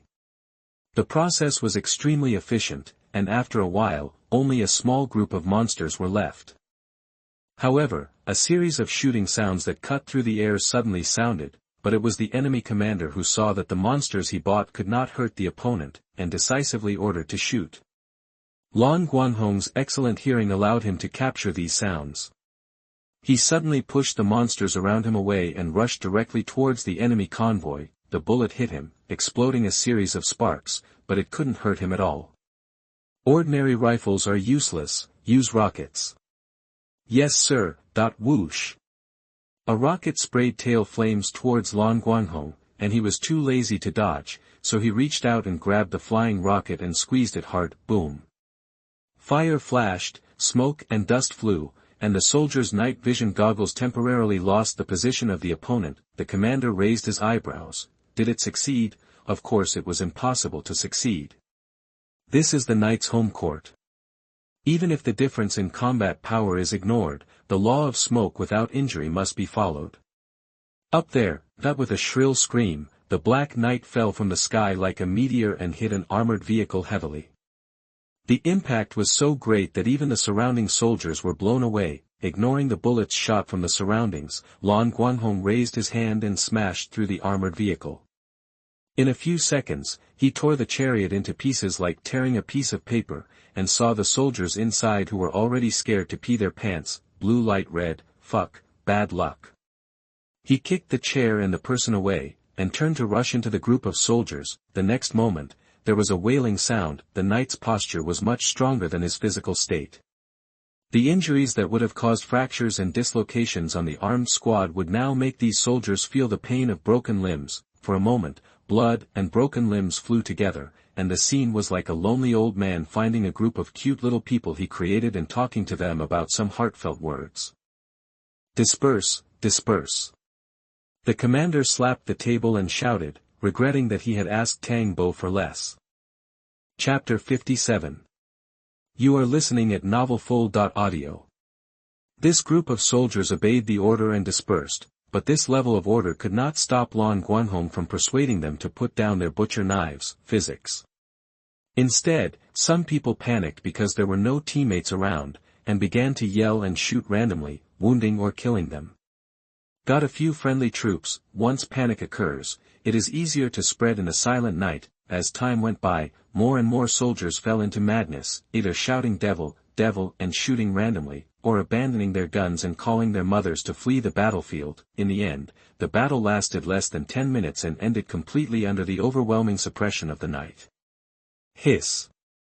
Lan Guanghong, who was almost covered in blood, took a deep breath to calm down her agitated mood. Guanghong. Faria appeared in front of him with a worried look on her face, holding his face with her illusory hands. Are you okay? It's okay. I didn't kill anyone. Those were killed by their own people. I won't take the blame. His voice sounded the same as usual, which made Faria feel relieved a little. She looked at the hell-like miserable situation around her again, her expression a little complicated. It's the first time I've dealt such a heavy blow to a human being. Is it really okay? It's okay. Lan Guanghong saw her worry and added, my rule is not to side with any party, and only stand on what I think is a just position. In other words, if humans become the evil party in my opinion, I will not hesitate to take action against them, just like today. After releasing the transformation, Lan Guanghong raised his head to the sky and took a breath of air with a strong smell of blood. But if one day my justice gets out of control, Faria, you must wake me up. Do you have so much confidence in me? Of course, after all, you are the most important person in my heart. It's a pity that I can't hold it to sleep. Hey, you Eroge idiot, is now the time to say this? Hey. Brother Guanghong, this is it. Xiaokui watched dumbfounded as Lan Guanghong carried back a mountain of weird people. They're fine, they just passed out. He spread these weirdos on the ground of the secret base like pickles, almost covering the entire floor. Oh listen, I may be weak for a while, but after last night's battle, no one should bother us now. He looked at Kotaro and others and said seriously, but if there are really enemies it's coming, and I hope you will try your best to stop it. Because what I am going to do next is an experiment related to the future of weirdos. Chapter 84 Lan's Old Fawn. Are you all ready? Kotaro and Nobuhiko stood at the door. Hearing this, they nodded towards Lan Guanghong and smiled at each other. After being separated for so long, the two brothers finally came together for the same goal as before. Next to him, the whale monster was holding the essence in one hand and an empty beaker in the other, and he nodded nervously. Xiaokui was not idle either. She was recording the video with a camera, preparing it as material for a speech that would be broadcast in 2 days. As for Bats, when the battle just broke out, Bat wanted to investigate the situation to see if he was going to escape. Unfortunately, he was hit by a stray bullet and had to recuperate. Very good, I'm going to do it. Lan Guanghong nodded to everyone and took a deep breath. Henshin, Kamen Rider, Black. However, this is only the first step. As the overloading power of the Imperial Stone continued to be output, the blue-red body changed again. In a burst of colorful light, it turned into a person whose body was mainly blue, supplemented by red and silver, and had light blue fluorescent blood vessels flowing in it. New attitude. The Angry Prince, Bio Knight. The degree of transformation of the monsters in this world is very low. Therefore, Lan Guanghong wants to see if he can reverse the changes of the monsters and return them to human beings if he becomes a biochemical knight. After the transformation was completed, without any hesitation, he turned into a ball of liquid and entered the body of what seemed to be the strongest monster. The whale quickly poured out a drop of essence on the weirdo to keep him alive, lest the weirdo couldn't hold on and send it before blue light red got the result. In the nervous gazes of him and Xiaokui, sections of blue sheen appeared on the weirdo's skin. As time passed, even in a coma, the weirdo couldn't help crying out in pain. The whale quickly poured another drop of essence down. As a result, after a while, the weirdo let out another powerful scream. He wanted to pour the essence again, but he didn't expect that the blue light suddenly flew out and turned into reality. Lan Guanghong shouted angrily, "Stop pouring it." It took a lot of effort to change the cells back. When you drop a drop of water, it starts to bite back. Are you tired? Kill me, whale. I'm very sorry. After beating the whale badly, Lan Guanghong felt that time was running out, so he quickly turned into liquid and got back into the monster's body. This time, no matter how miserable the weirdo screamed, the people around him didn't dare to care. Fortunately, not long after, visible changes appeared on this weirdo. The monstrous parts of his body are gradually reducing, but they are not being taken back with steam like the transformation. Instead, they are turning into a pool of animal carcasses that have been put down for a long time, turning into dark liquid and putrid pieces of meat. Fall off. Ugh. Xiaokui's eyes widened and she quickly covered her nose and mouth with one hand. She had never smelled something so stinky, and she couldn't imagine that there was something in the world that could stink so badly. The extremely lethal smell filled the whole house, and Whale looked like he had lost all hope. This secret base is his. But if blue light red can really bring the antidote that can turn the monster back into a human, then the secret base is worth it. Even Kotaro and Nobuhiko looked over and looked at the changes in the monster in the house. Under everyone's attention, a strange colored stone suddenly popped out of the monster's abdomen, and then the changes in the whole person intensified. and within just a few seconds, he turned back into a human, everyone present. Did it work? Kotaro couldn't help asking. Yes, it worked. Blue Light Red, who had turned into a physical body again, shook his hands and shouted, "Beaker! Damn, what's this smell?" Looking down at the poor guy who had recovered into a human, but whose whole body was covered with rotten biological sludge, Blue Light Red quickly waved his hand to signal Whale to go out and fix it. Oh my god, I almost suffocated. Lan Guanghong sat outside the cave entrance with one hand on his chin, and the other hand on the beaker.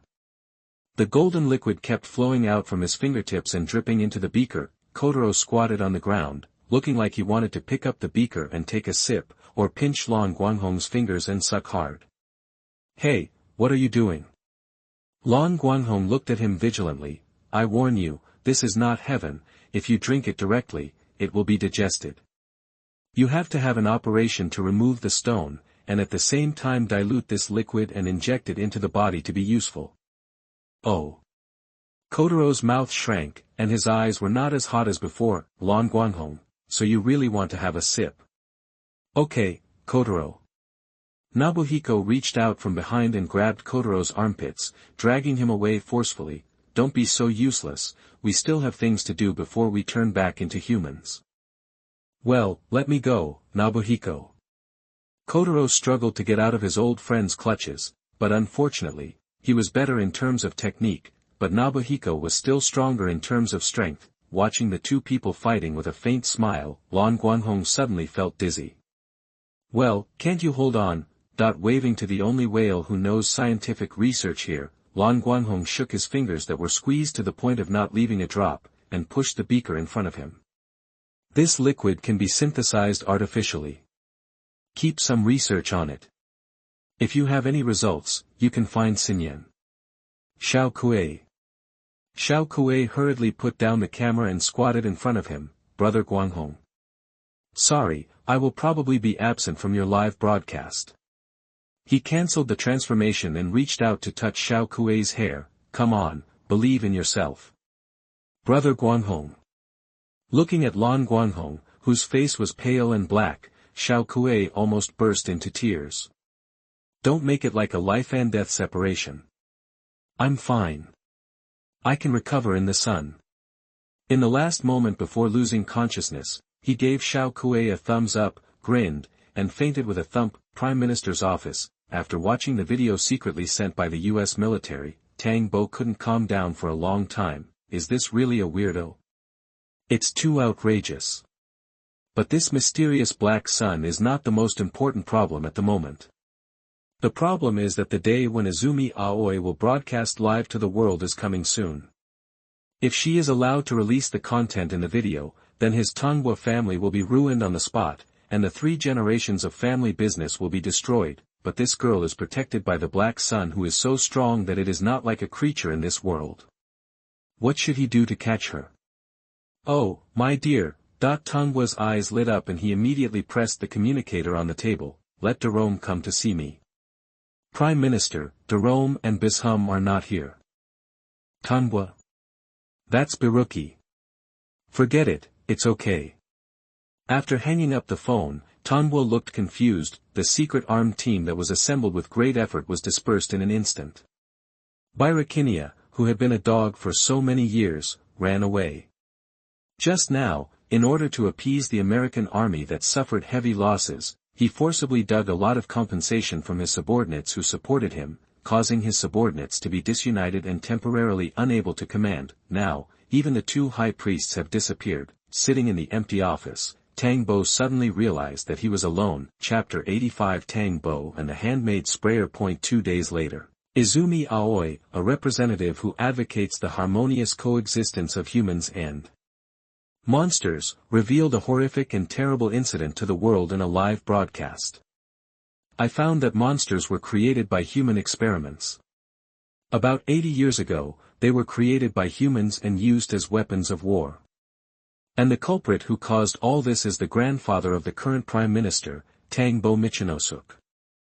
On the screen, the girl's confident speech, coupled with various videos, photos and documents, showed the bloody facts to the world.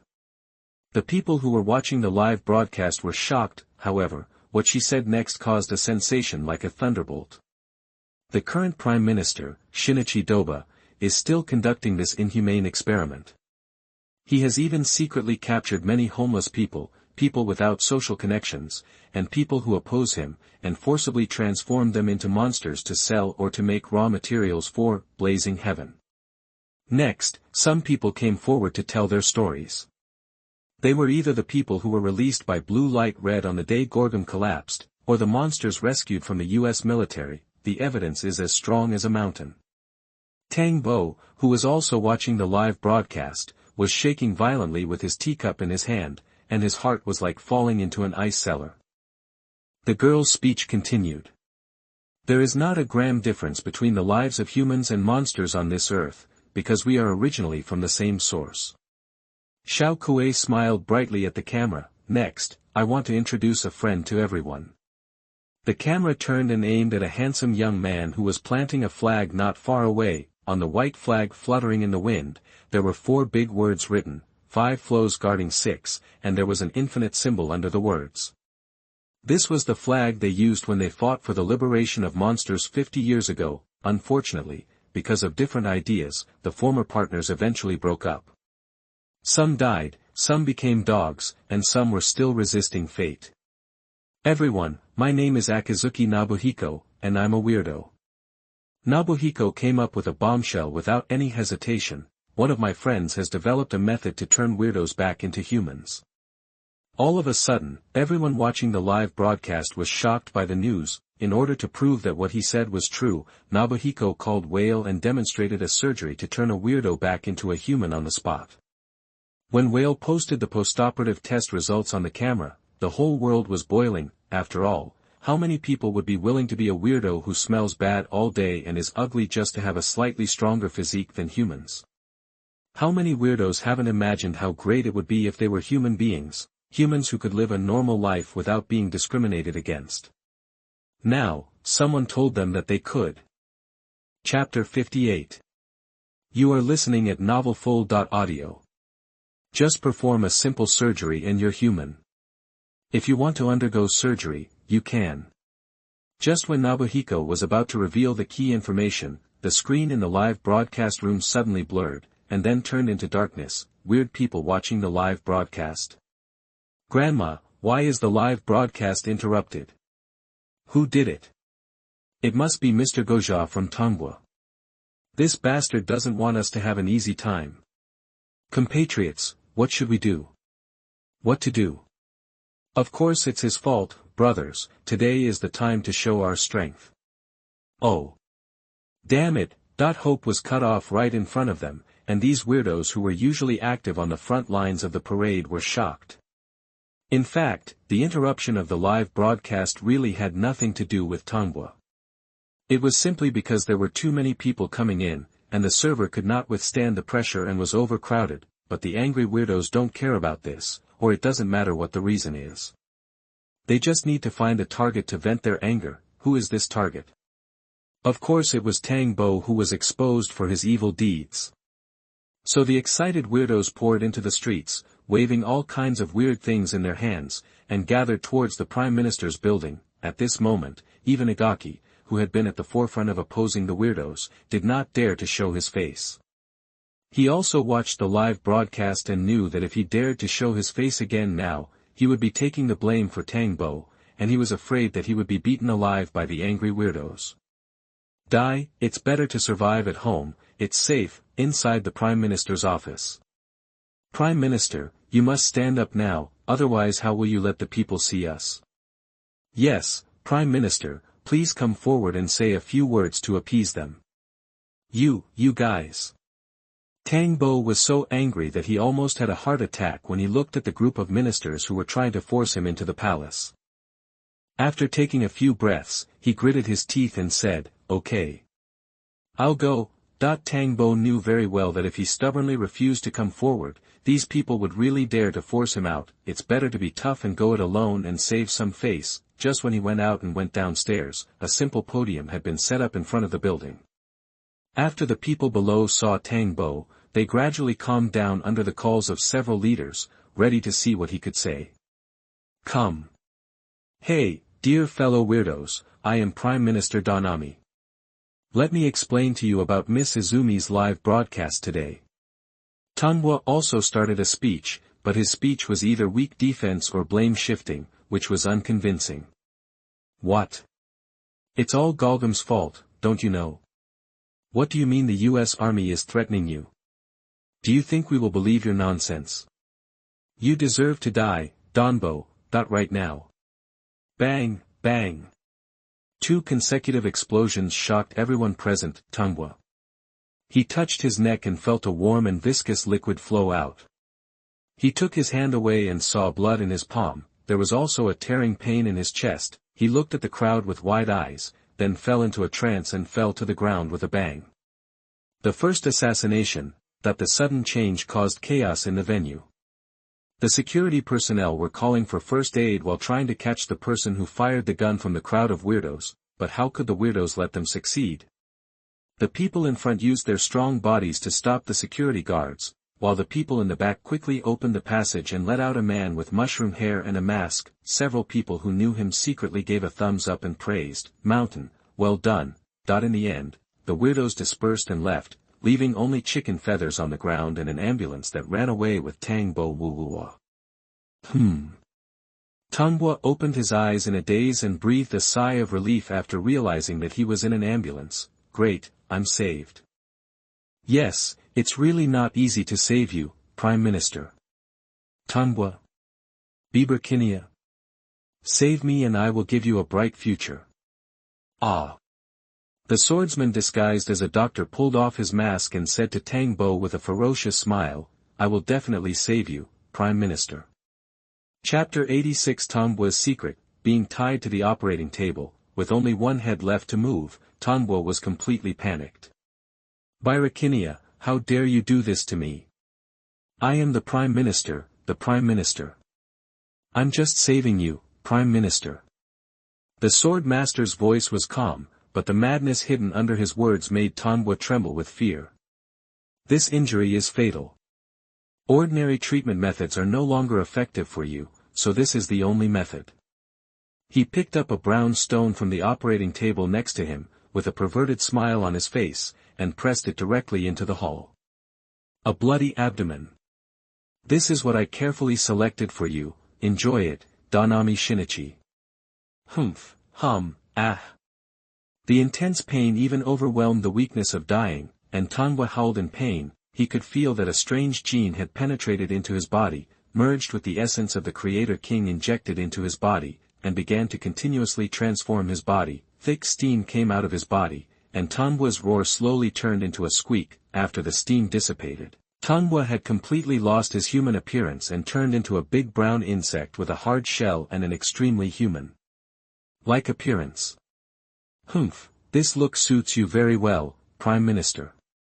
The sword saint swung his sword to cut the bandages on the freshly baked monster, dragged one of its legs, and dragged the unconscious monster out. Drive the monster out. Drive it out. You dirty guys don't deserve to have surgery to become human. You don't deserve it, because the Prime Minister was assassinated. Almost all police officers are now out to track down the whereabouts of the murderer, making the monsters feel insecure and dare not make trouble for a while, so Jinyuan felt that he was good again. He pulled up his own team, and while the monsters could not fight back, he promoted his ideas, and based on the newly learned that there was human flesh in heaven, he said that the monsters were all man-eating monsters and should be killed. Kill all the monsters and return the pure land to the human race. Kill. Buzzed out. A white van suddenly drove out from the intersection, and then the door slid open, and the brown bug-shaped monster was kicked out, and then the door closed and left quickly. Igaki. Hey! What is this thing? It's so disgusting. This is a cockroach, right? How can it be human? Too disgusting. Kill it, kill it. Kill it. The noisy sound woke up the unconscious Tangbo, and he muttered something like noisy and slowly opened his eyes. What he saw was a sharp long stick. Puff, the long stick stabbed into Tangbo's eyes without any hindrance, and the severe pain made him scream in pain, but the sound was the hoarse and unpleasant chirping of insects. Ah, it's moving. Quick, use more force, don't let it get close. Disgusting thing, die. Countless long-handled objects were used as weapons to smash or poke Tangbo, knocking the once high-handled criminal to the ground and unable to get up. Even the police on both sides looked at this scene indifferently, and they were too lazy to do the superficial work of weirdos are also lives. Tangbo screamed in despair, "Stop it, I'm Tangbo, the Prime Minister." Unfortunately, the more anxious he was, the more his voice sounded like noisy insects. On the other side, the whale cave also welcomed two uninvited guests. Whale. Forget it, the secret base is known to everyone, and it's nothing new. Nobuhiko, and Kotaro. Jerome and Bishum stood at the entrance of the cave, looking at these two former comrades in arms. "Humph, you dare to appear in front of me, traitor." Sinyen stood up, and the silver belt around his waist glowed green. Jerome took a step back and said sincerely, "We have no intention of fighting with you, Sinyen."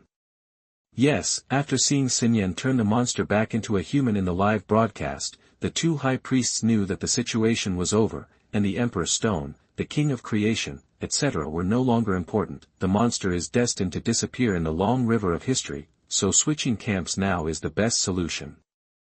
I know that we did some very excessive things to you in the past because of different ideas, but now the future of monsters is determined. We can work for the same goal again, isn't that good? Nobuhiko was furious. Excessive things, do you want to take away what you did with such a simple sentence? When humans were strong, you bowed to humans. Now that your umbrella is gone, you want to interfere with the monster's restoration of humans. I have seen through you. You talk about righteousness, but in fact you only care about whether you are the one who benefits. He raised the banner of the 5 flows and 6 flows, with angry flames burning in his eyes. You are the biggest obstacle on the road to the future of monsters. I want to destroy you. Me too. Kotaro came to Nobuhiko and stood still, assisting Donba to play with monsters as commodities. Darum, by him, you are unforgivable. He thought of those who restored humans through surgery these days, and among them there was a child as old as Xiaokue, which shows how crazy Gorgum has been in recent years. The two brothers looked at each other, and then, like a mirror image, they turned sideways and clenched their fists, making a creaking sound. Henshin. Henshin. Red and green lights flashed, and the two turned into black and silver locust monsters.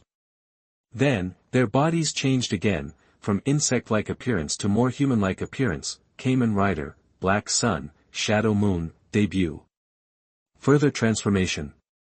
Darum's eyes condensed, and he and Bishum emitted hot steam, turning into trilobite monsters and pterosaur monsters. Negotiations broke down. Black Sun and Shadow Moon rushed towards the two priests with a gust of wind, vowing to make an end to everything that had happened. Damn it, I'm the Prime Minister. Tangbo fell from the air into his home with serious injuries. One of its eyes was blinded, and a part of its abdomen was torn by a spike rake, with its internal organs hanging outside, looking extremely creepy. But even with such a serious injury, thanks to the cockroach's tenacious vitality, he did not die. Even in the struggle, it instinctively spread its insect wings and flew back to its nest, however. Chapter 59. You are listening at NovelFull.audio. Ah, there's a monster. Get out of here, you disgusting weirdo. Do you know whose house this is?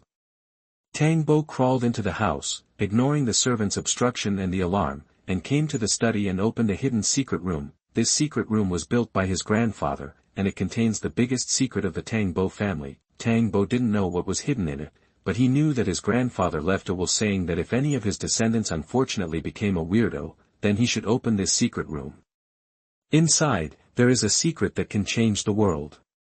Chapter 87. The True Origin. According to his grandfather's instructions, Tangbo Shinichi found the safe in the secret room, and as soon as he opened it, he felt trembling all over. There was a strange-shaped skull in the box, which exuded a breath that made him palpitate but was full of temptation.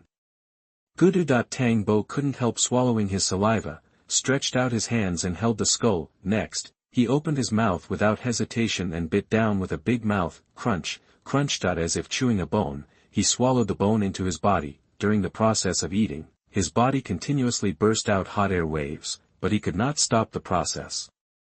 Only after he had completely eaten the skull did he suddenly fall to the ground and roared in pain.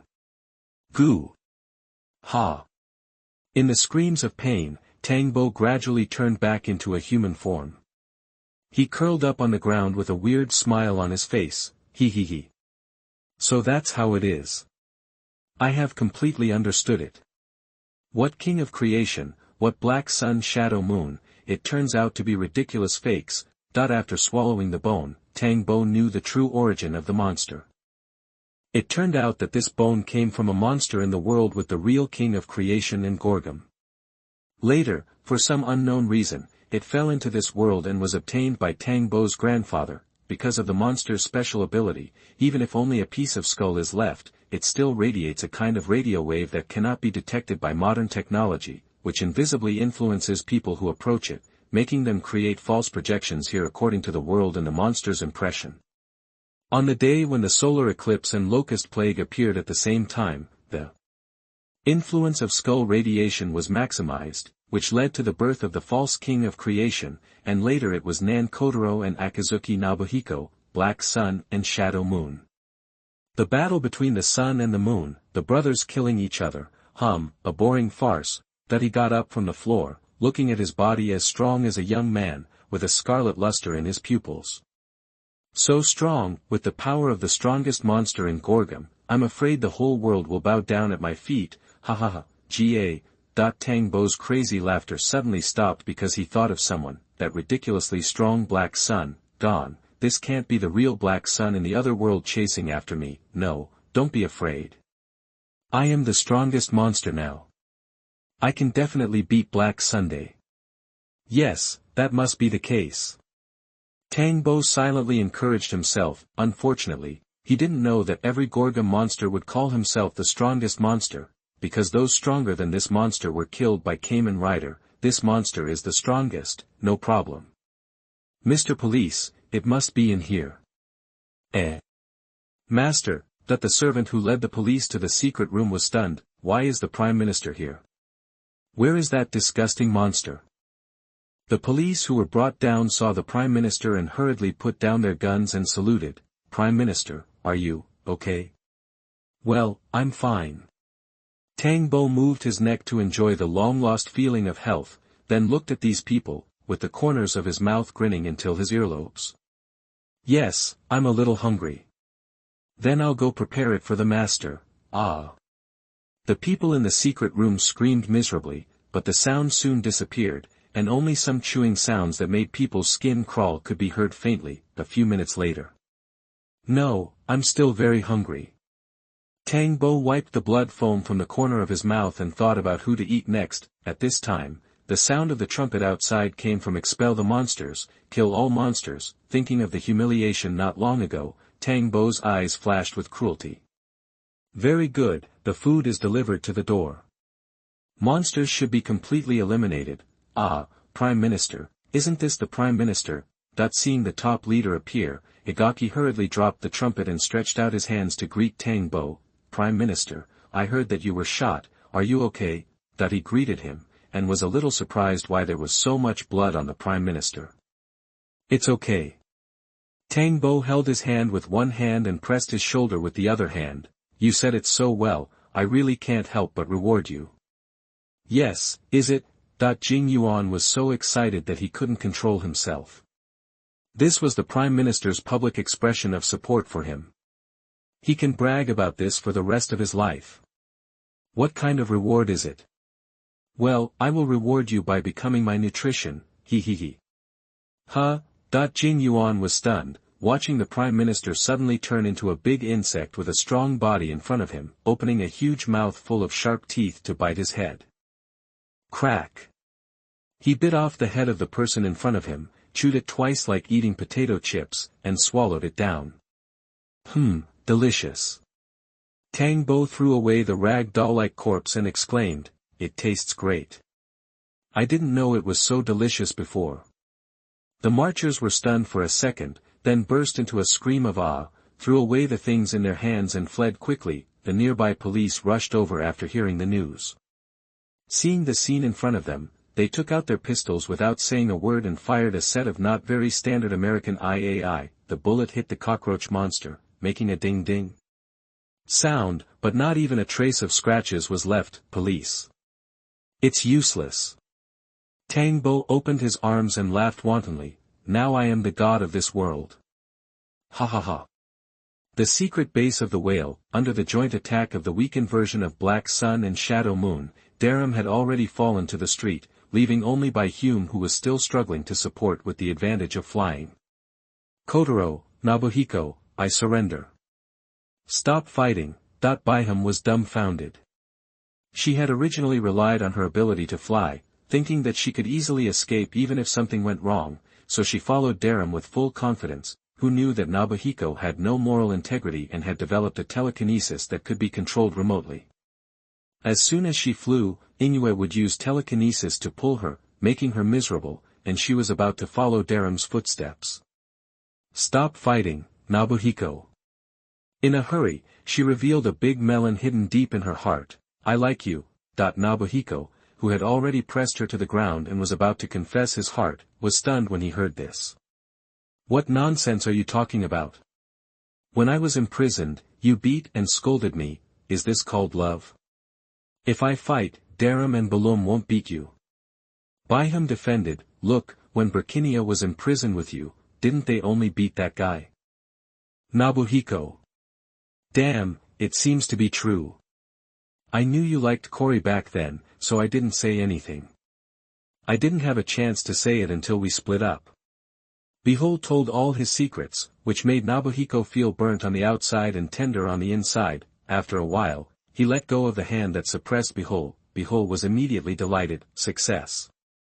Next, as long as I convince Kotaro, I can continue to be the boss. Kotaro, I leave it to you. Yes. Behold. A fist burning with red light hit the head of the pterosaur monster. 3 priests, dead. Chapter 88. The night stands on the earth. The last hidden danger has been eliminated. Kotaro cancelled his transformation and sighed to the sky. In this case, everything should be over. No, there is one more. Nobuhiko pierced Kotaro's fantasy without hesitation. Tangbo. Yes, in this country, public opinion cannot shake his position, so our fight. Uncle, 2 uncles. Xiaokue ran to them with a tablet in her arms, her face horrified. Look at this. The 2 frowned and turned their eyes to the news on the tablet. On the screen, an ugly and hideous cockroach monster was killing and destroying on the city streets. It flew in front of a passerby who had no time to hide, held the man and bit off his head with a click, and immediately turned to the next target. During this period, police officers also came to stop its brutal behavior, but the terrible thing was that their bullets hit the monster, only sparks burst out, and did not have the desired effect at all. But this weirdo could easily pick up cars or pull out roadside trees, causing fatal injuries to these people. According to the situation at the scene, this monster attacks random targets, even monsters are within its hunting range. The latest information, the true identity of this monster is Prime Minister Doha Shinichi. Here it comes. It's flying over. The pilot's terrified cry came from outside the screen, and then the cockroach monster's body became larger and larger, and finally in a disgusting mouth, the screen turned into a snow screen. Kotaro, Nobuhiko. Is this the last battle? The enemy is an unprecedentedly strong enemy, but Kotaro's eyes are not afraid. Let's go, Nobuhiko. Well, let's go. The 2 got on the silver motorcycle and drove to the final battlefield. In the city, the police dared not move forward anymore, and could only hope that the sword-wielding monster who suddenly appeared could knock down the cockroach monster. However, their eyes soon became disappointed. What's wrong, Birakinia? Didn't you swear to be loyal to me forever? The cockroach monster swung a claw, and the swordsman had no time to raise his sword to block it, so he could only desperately raise his arm to try to block the attack. Bang! With a loud noise like a sledgehammer smashing a wall, the sword master's arm was smashed into a blood mist on the spot, and the whole person could not withstand this huge force and fell back. Clang! Inserting the Satan saber into the ground, the sword master forcibly stopped his retreat and vomited a ball of blood. Bah, Loyalty? Don't joke. The sword master held on to his seriously injured body, wiped the blood from the corner of his mouth and said bitterly, "Now I only regret that I didn't chop off Donba Michinosuk with a sword 50 years ago." Since he knew that the king of creation was a tool created by the Donba family, the sword master's heart has died. He felt that his life was a joke. Because of his cowardice, he had devoted most of his life to his enemies. None of his former friends could tolerate him now. After watching the live broadcast, he even found that even the ideals he had insisted on for a lifetime were fake. Birakinia had lost all hope in life and just wanted Tang Bo to taste the pain that the monster had experienced, and then take him to hell together, but now, due to a series of mistakes, even this last wish has become a luxury. Tang Bo.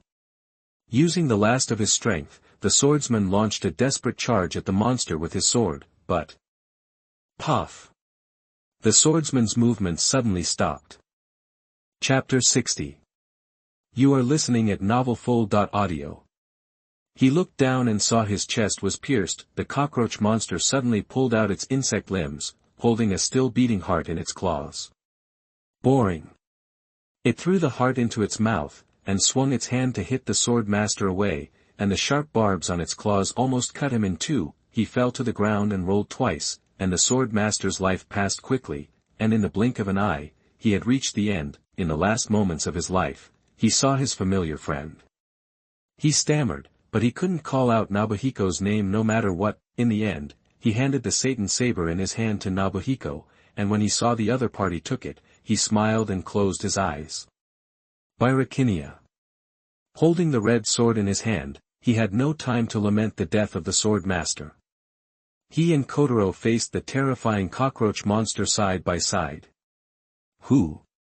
The monster folded his hands in front of his chest like a real bug, and said with interest, "Are you going to stop me too?" No need to say more. Tang Bo, we will never forgive you. Henshin. X2. A flash of light passed, and Black Sun and Shadow Moon rushed towards the enemy together. Tang Bo's heart was not moved at all, and he even wanted to laugh. TSK, two imposters, really think they are the Kamen Riders who saved the world. Stupid. The cockroach monster just stood there, waiting for the attack of the two knights. The next moment, Black Sun's fist and Shadow Moon's sword hit the cockroach monster at the same time. However, no damage was caused. The two felt their scalps numb instantly. Next, it's my turn. The cockroach monster's hand suddenly popped out like a taut bowstring. They were hit in the chest at the same time without being able to dodge, and flew backwards immediately, and the transformation was lifted in midair. With just one blow, the Black Sun and Shadow Moon of this world were defeated. Puff!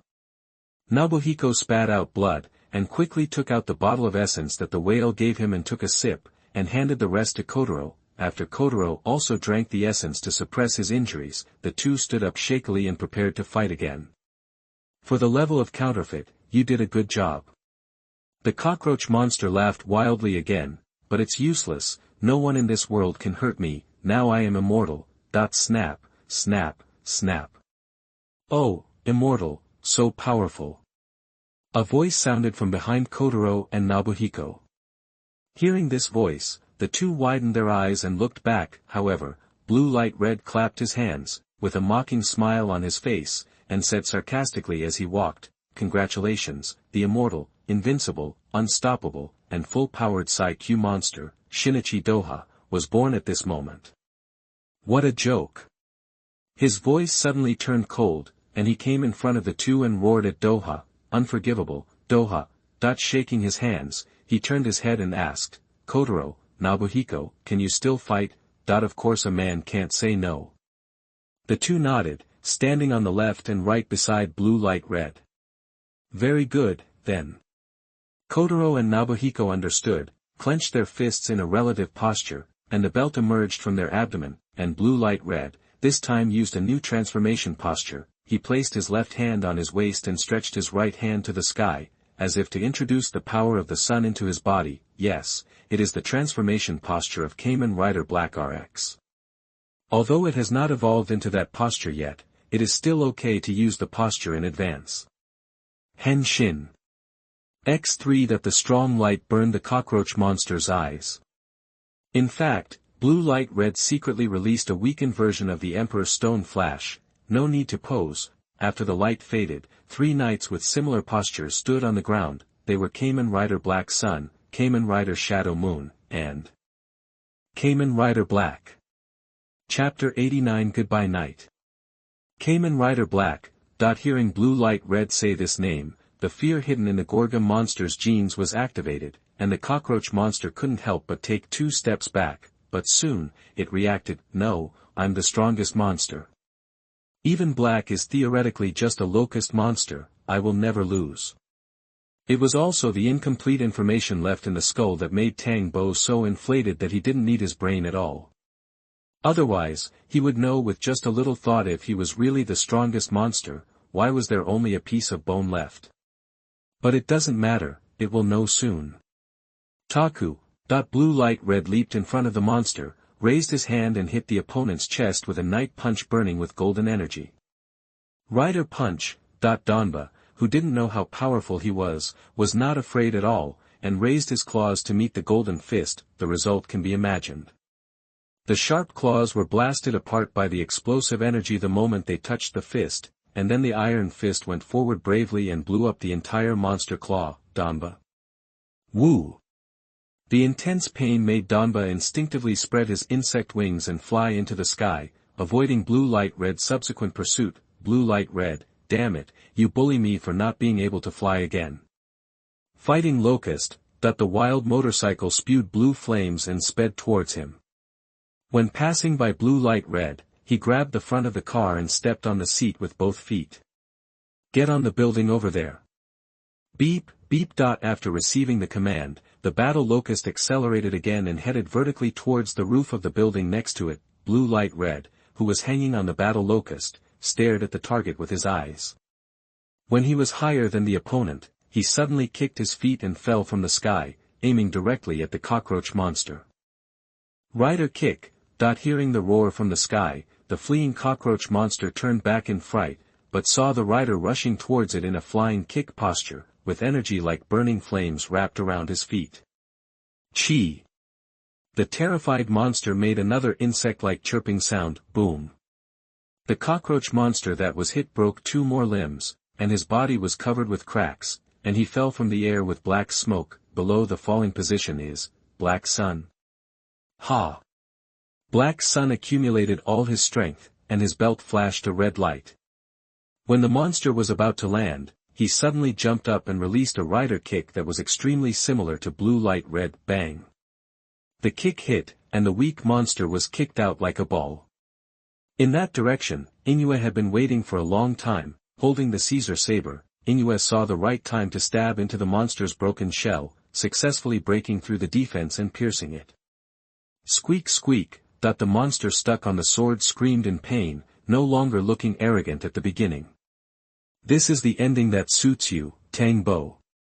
Inoue used his telekinesis and swung the sword suddenly to throw it into the air again. At this moment, Lan Guanghong, who had drawn the spinning sword, just landed right above it. Looking at the miserable monster flying below, he had no mercy in his heart and stabbed it hard with the sword in both hands. Under the high temperature of the spinning sword, the monster's body was torn apart like a piece of thin paper, and the scorching energy quickly surged to the whole body. The monster stiffened instantly. After landing in this posture, Blue Light Red drew his sword, turned around, drew R, and posed, all in one go. Behind him, fire burst out, and the monster exploded violently. Boom! Very good, we're done. Blue Light Red, who had lifted his transformation, clapped his hands and smiled as he came to Kotaro and Nobuhiko, who had also returned to their human forms. You've worked hard these days, how are you? Not bad. Kotaro looked at him with a strange look on his face. Blue Light Red? Why are you looking at me like that? He asked with some hesitation. When you fight, do you have to shout out the names of your moves so loudly? Not necessarily, but I like it. Blue Light Red put his hands on his hips. Don't you think this is superimposing? Kotaro moved his lips and swallowed back the words. Aren't you ashamed? Okay, the battle is over, now it's time for a banquet. Lan Guanghong put his arm around the two men's shoulders and led them outside with a smile. Come on, the banquet is about to begin. I've slept for so long, I'm going to have a big meal today. Ha ha ha ha. That night, Lan Guanghong called everyone he knew over and held a large barbecue banquet in the wilderness, and he ate 95% of the food alone. The final result was that except for Xiaokuei, who was not old enough to drink, everyone was drunk unconscious by him. Brother Guanghong. Xiaokuei had a premonition, are you leaving? Yeah, yes. Lan Guanghong smiled freely and rubbed Xiaokuei's head, no good thing lasts forever. I'm done with my work here, and it's time for me to leave. Xiaokuei blinked, tried to hold back the tears in her eyes and smiled, then, can we meet again in the future? We will see you again. Lan Guanghong drank the last sip of liquor, stood up and climbed onto the fighting locust. If it's what you expect, it will definitely get a strong response. Remember to say goodbye to them for me tomorrow. And, goodbye, Xiaokuei. The locomotive roared, and Lan Guanghong's back gradually disappeared from Xiaokuei's sight. Tears welled up in Xiaokuei's eyes. She raised her hand to wipe away the tears and whispered, Goodbye, Brother Guanghong. Under the leadership of Nobuhiko, the work of returning the monsters to humans was carried out in an orderly manner, and the society gradually accepted these former aliens as compatriots.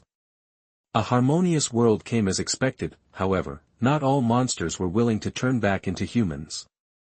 Some of these people chose to follow Nobuhiko and continue to survive as monsters, but some were unwilling to give up this power beyond ordinary people and wanted to rely on this power to do evil in secret. What is Wuryogoroku? That guy named Nobuhiko is so hypocritical. He just wants to completely eliminate the monsters, right? I won't be fooled by him, That's right, what's wrong with monsters? We can rob whatever we want and kill whoever we want. Anyway, the target is small now, and we are not afraid of being. Ouch, that the person who was talking was suddenly grabbed by the back of the neck and thrown out of the door. As soon as the accomplice next to him turned his head, he was also slapped out of the door by a big dick. It's really troublesome. It's because of guys like you that I can't live in peace. You bastard. The two roared and showed their weird appearance. Who are you? Do you want to die? The handsome uncle in the black windbreaker suddenly turned sideways, his fists clenched and creaked, and at the same time, the belt on his abdomen flashed a red light, which was extremely conspicuous in the dark night.